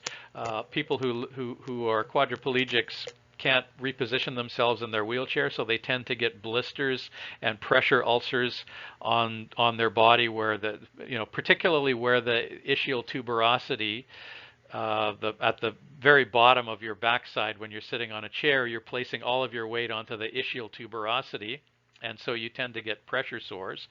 And I believe he got a pressure sore that got infected, which ultimately ended up killing him. So he's dead now. But that was Christopher Reeves, an example of a C3 ASIA A. All right, this guy, he's dead now. I should update the slideshow, but he was a famous newspaper columnist who I totally disagreed with almost all of his views. But Charles Krauthammer was nevertheless, he was a very famous opinion columnist, and I strongly disagreed with almost everything he ever wrote, but I did admire him as a person. So it's possible to disagree with somebody politically while admiring them at a personal level, which I did. Okay, so Charles Krauthammer This is him on Fox News, which is a television news network that I hate. I think it's a terrible propaganda network, but that's my political opinion. Here he is commentating on Fox News. You can see him second from the right there. Whenever he appeared on television, he went to great pains to hide the fact that he was in a wheelchair. But he was actually in a wheelchair. And he drove himself to work and back. And you can see that he has his hands are kind of being held in a funny position, but the left hand he is using as a steering wheel, so he's steering his car with his left hand. And this wheel in the front here is the accelerator. So using he has hand controls to control his car basically, right? So the left hand is controlling the direction, the right hand is controlling the speed. So he was able to had enough control over his hands to drive a car. Okay, so how he is a spinal cord injury. How was he injured? Charles Krauthammer is dead now. He died a couple of years ago, but he was a C5 ASCSC. Right? So he was damaged in the fifth cervical vertebra, so he had some limited control over his hands. How was he injured? A very common spinal cord injury is caused by diving headfirst into a body of water that you don't know how deep it is. So Charles Krauthammer, there are lots of people in wheelchairs today that are quadriplegics who dived headfirst into a pond without realizing that it was shallow. Right, so Charles Krauthammer was actually at Harvard Medical School. He had just finished the first year of medical school, and he went for a swim, and he dived into the shallow end of the pool and hit his head on the bottom of the pool. And he said when he floated to the top, he couldn't move, and he knew instantly what he'd done. Right, so he ended up as a C5 ASCSC quadriplegic. Okay. Maybe this is a little too much information for you. Maybe it is. I don't know. Every year I think about whether or not I should reveal this to you. But this is my wife, Johanna. My wonderful wife, Johanna, is also a quadriplegic. And she works as an elementary school teacher at Nootka Elementary School in Vancouver. I don't know if any of you have nieces or nephews that go to that school, but Johanna's a teacher there. And you can see her riding in her wheelchair on the top left here, and she has a little straw that she uses to control it. It's called a sip and puff wheelchair, and you get it to go back and forward, stop and start, go left and right by puffing or sipping into this little straw. So Johanna has no control over her hands, arms, or legs, no control below the neck. Right. So Johanna is a C3 ASCSC. She has a little bit of control over her trapezius muscles and scalene muscles. So when she's at work, you notice that she doesn't have a ventilator here. When she's at work, she neck breathes, right? So generally what she does is she goes to work and she neck breathes for 8 hours, and then she gets home and she's exhausted and she says, hook me up to the ventilator, because she's spent all day shrugging her shoulders to breathe. Right? And then she comes home. So Johanna actually has just as an example of inspiration, Johanna has been injured like this since she was a child, and she wanted to be a useful person. She loves children. We can't have any children, but she loves children, so she wanted to become a teacher. And she has to hire a personal assistant. Obviously, she can't drive because she has no control over her hands. So she hires an assistant to do the work of her hands, and she pays that assistant at Nootka. She pays that assistant out of her own salary. So she makes practically no money as a teacher because she turns it all over to the assistant. But she wanted to be a useful person, and she wants to have a purpose in life, so she does this, and so that's what she does. So she's my hero. She's one of my greatest heroes. Main reason why I married her. And so we lead a very happy life together, and she has a job, right? And she has a job, and she pays taxes, and she does all the things that a normal functional person would do. And she gets to be with all these wonderful kids that all seem to love her, and she has this wonderful job. And so, yeah, you can lead a fulfilling life when you're a quadriplegic, and she does. Okay, how was Johanna injured? She was hit by a car when she was crossing a crosswalk, so the driver wasn't paying attention. Uh, she was crossing the street, and a truck stopped to let her cross, and then a car behind the truck assumed that the truck was stopping to make a left-hand turn, so the car went speeding around the right-hand side and hit her when she was crossing the street. So when you come up against, let's say you're on a street that has 4 lanes of traffic, 2 in each direction, and one of the cars in one of the lanes has stopped. Don't assume that it's stopping to turn. Assume that it's stopping to let somebody cross the street so that you have to stop as well, right? So pay very close attention when you're driving, because so many people are injured by driving. It's actually a very scary thing to do. Most people wouldn't drive if they realized how many people are injured by driving. Okay, now if you are injured, if you have a spinal cord injury, the best thing that you can do, in fact, the only thing that we really know how to do at the present, is called traction. So traction, what you do is your spinal cord has been compressed, and so you take this machine and you stretch it back out again, right? So what they've done here is they literally they take this headset and they drill it into your skull, and then they put a weight on the end of it to stretch your spine back out and try and relieve the compression. And if you can do that soon enough, you might avoid damage. You might avoid serious damage or partial damage, right? If this is done within the hour of the injury, you might get some or all of your function back. If it takes longer to get you to a hospital and get you into traction than an hour, you might not get function back. And so they refer to that as the golden hour. The golden hour is the hour after the spinal cord injury. If you can get somebody into traction within an hour after the spinal cord injury, they might regain some or all of their function. So this is traction. Here's somebody in traction, got into traction during the golden hour. All right, so this is the compression neuropathies. We talked about sciatica, carpal tunnel syndrome, frontal brain injuries, and the various forms of spinal cord injury. Okay, so the compression neuropathies these are the different areas that are affected, right? And these are the different types of quadriplegic or paraplegic that you would become if you sustain damage to those areas. Okay, now one other thing we have to deal with is infection. So sometimes the nervous system can be damaged by infectious agents, by microbes, bacteria, fungi, and so on.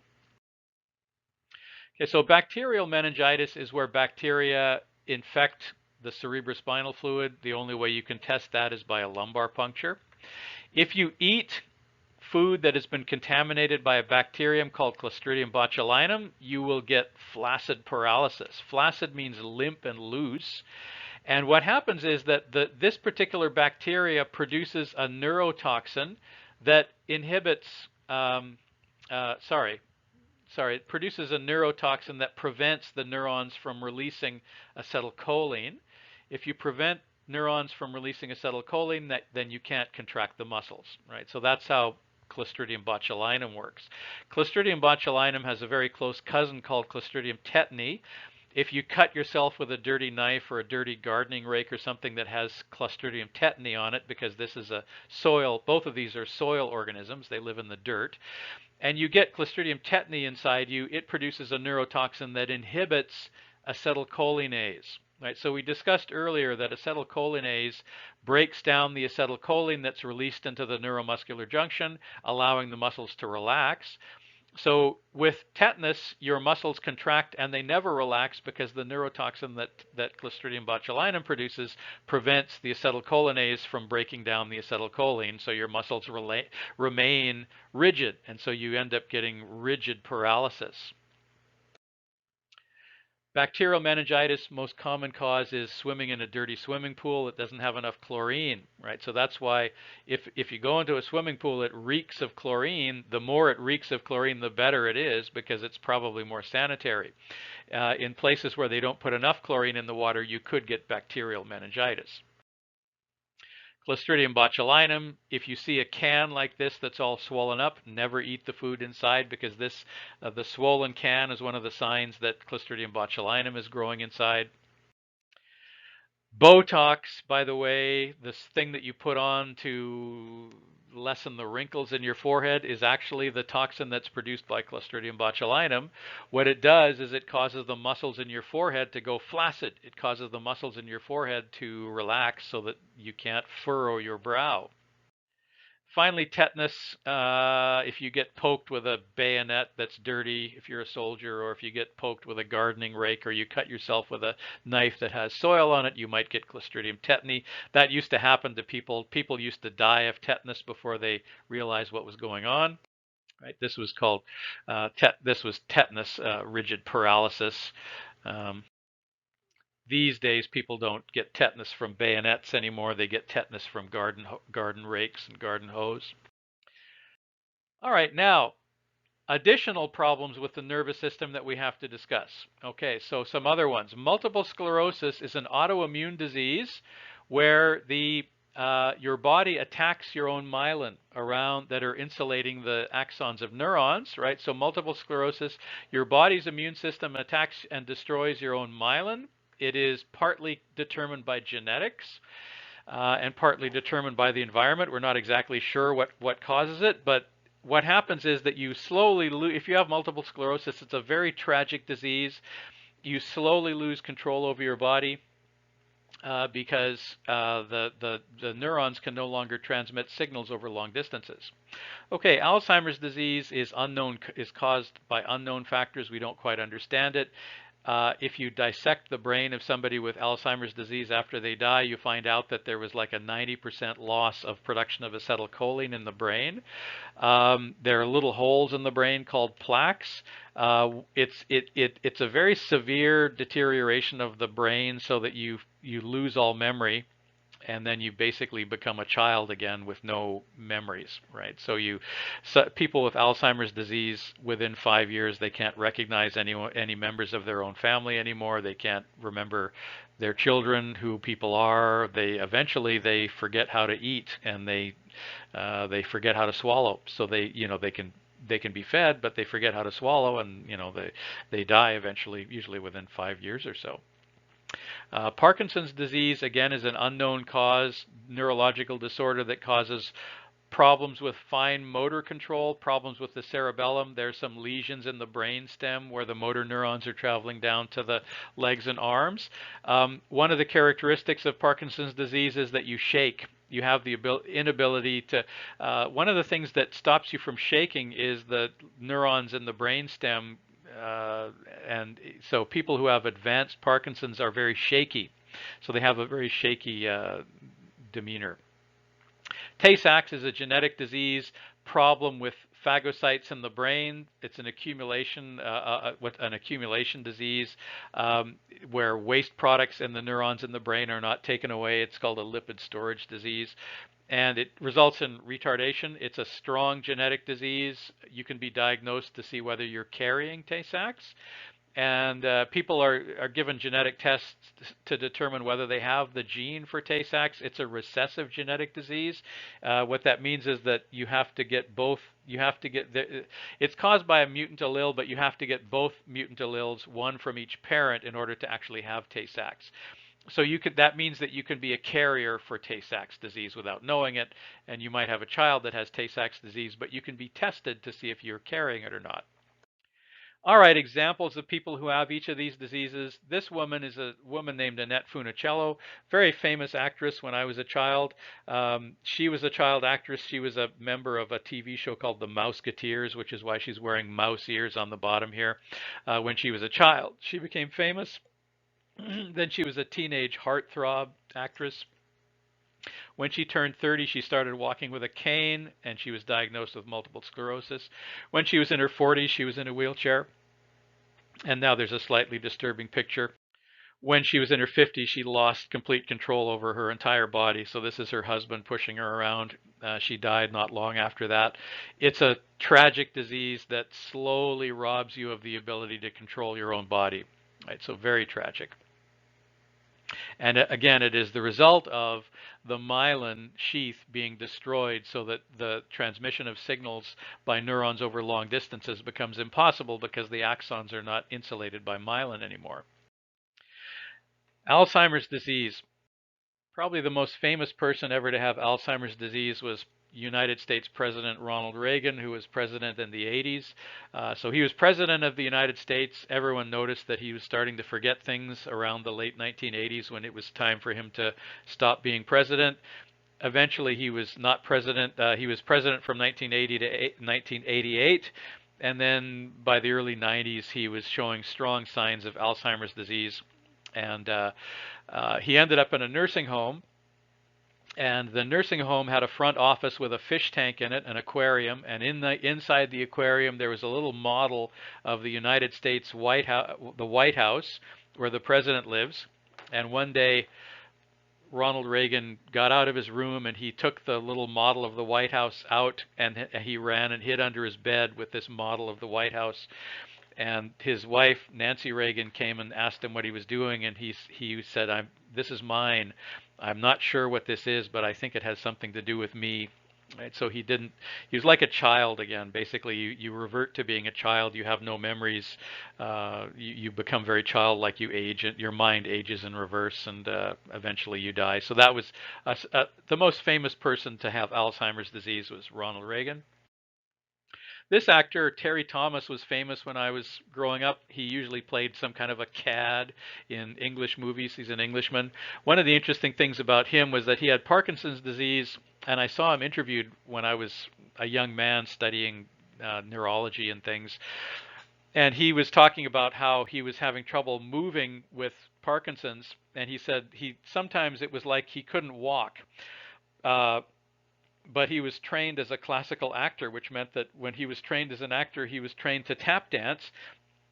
And he said, sometimes I try to walk across a room and I can't. It's like my feet are nailed to the floor. And then I try a trick and I tap dance my way across the room, and it works. And then eventually he lost the ability to tap dance across the room as well. So there are all these problems that you develop with your body, not being able to control your body. One of the most obvious signs of Parkinson's is that you're very shaky. So that was Terry Thomas's story about his experience with Parkinson's disease. I'm sure all of you are too young to ever have seen a Terry Thomas movie, but he was a famous comedic actor. Another actor that you might be more familiar with is Michael J. Fox. So Michael J. Fox was the star of Back to the Future, which is an old movie by today's standards even, but it's a more modern than the Terry Thomas movies. And Michael J. Fox by the way, is a Vancouver person as well. He's from Vancouver originally, and he developed Parkinson's disease as well. And if you've seen him recently, he's very, very shaky. He can bear, he couldn't lift up a glass of water to drink without splashing it all over the place, because one of the symptoms is that you become very shaky. Okay, don't have any examples of Tay-Sachs disease, but those are some examples of multiple sclerosis, Alzheimer's disease, Parkinson's, and Tay-Sachs. Okay, so to summarize, we started by talking about individual neurons and neural transmitters. We talked about how neurons become polarized and so on. We talked about the different glial cells. We talked about the structures of the brain and the spinal cord and the peripheral nerves. We talked about the somatic and the autonomic, and among the autonomic nervous system, we have the sympathetic and the parasympathetic divisions. And then we talked about some pathologies of the nervous system, sciatica, spinal cord injury, Alzheimer's, multiple sclerosis, and so on. And we learned a little bit about the origin of the left versus right brain theory and interoperative brain mapping, and we learned the purpose of Ssri drugs and some other types of injuries. Okay, so I realized that was a very long lecture, but we covered a lot of material, several chapters from the book, and we don't need to go back to that. So thank you. I'll see you for the next lecture, which is about the endocrine system.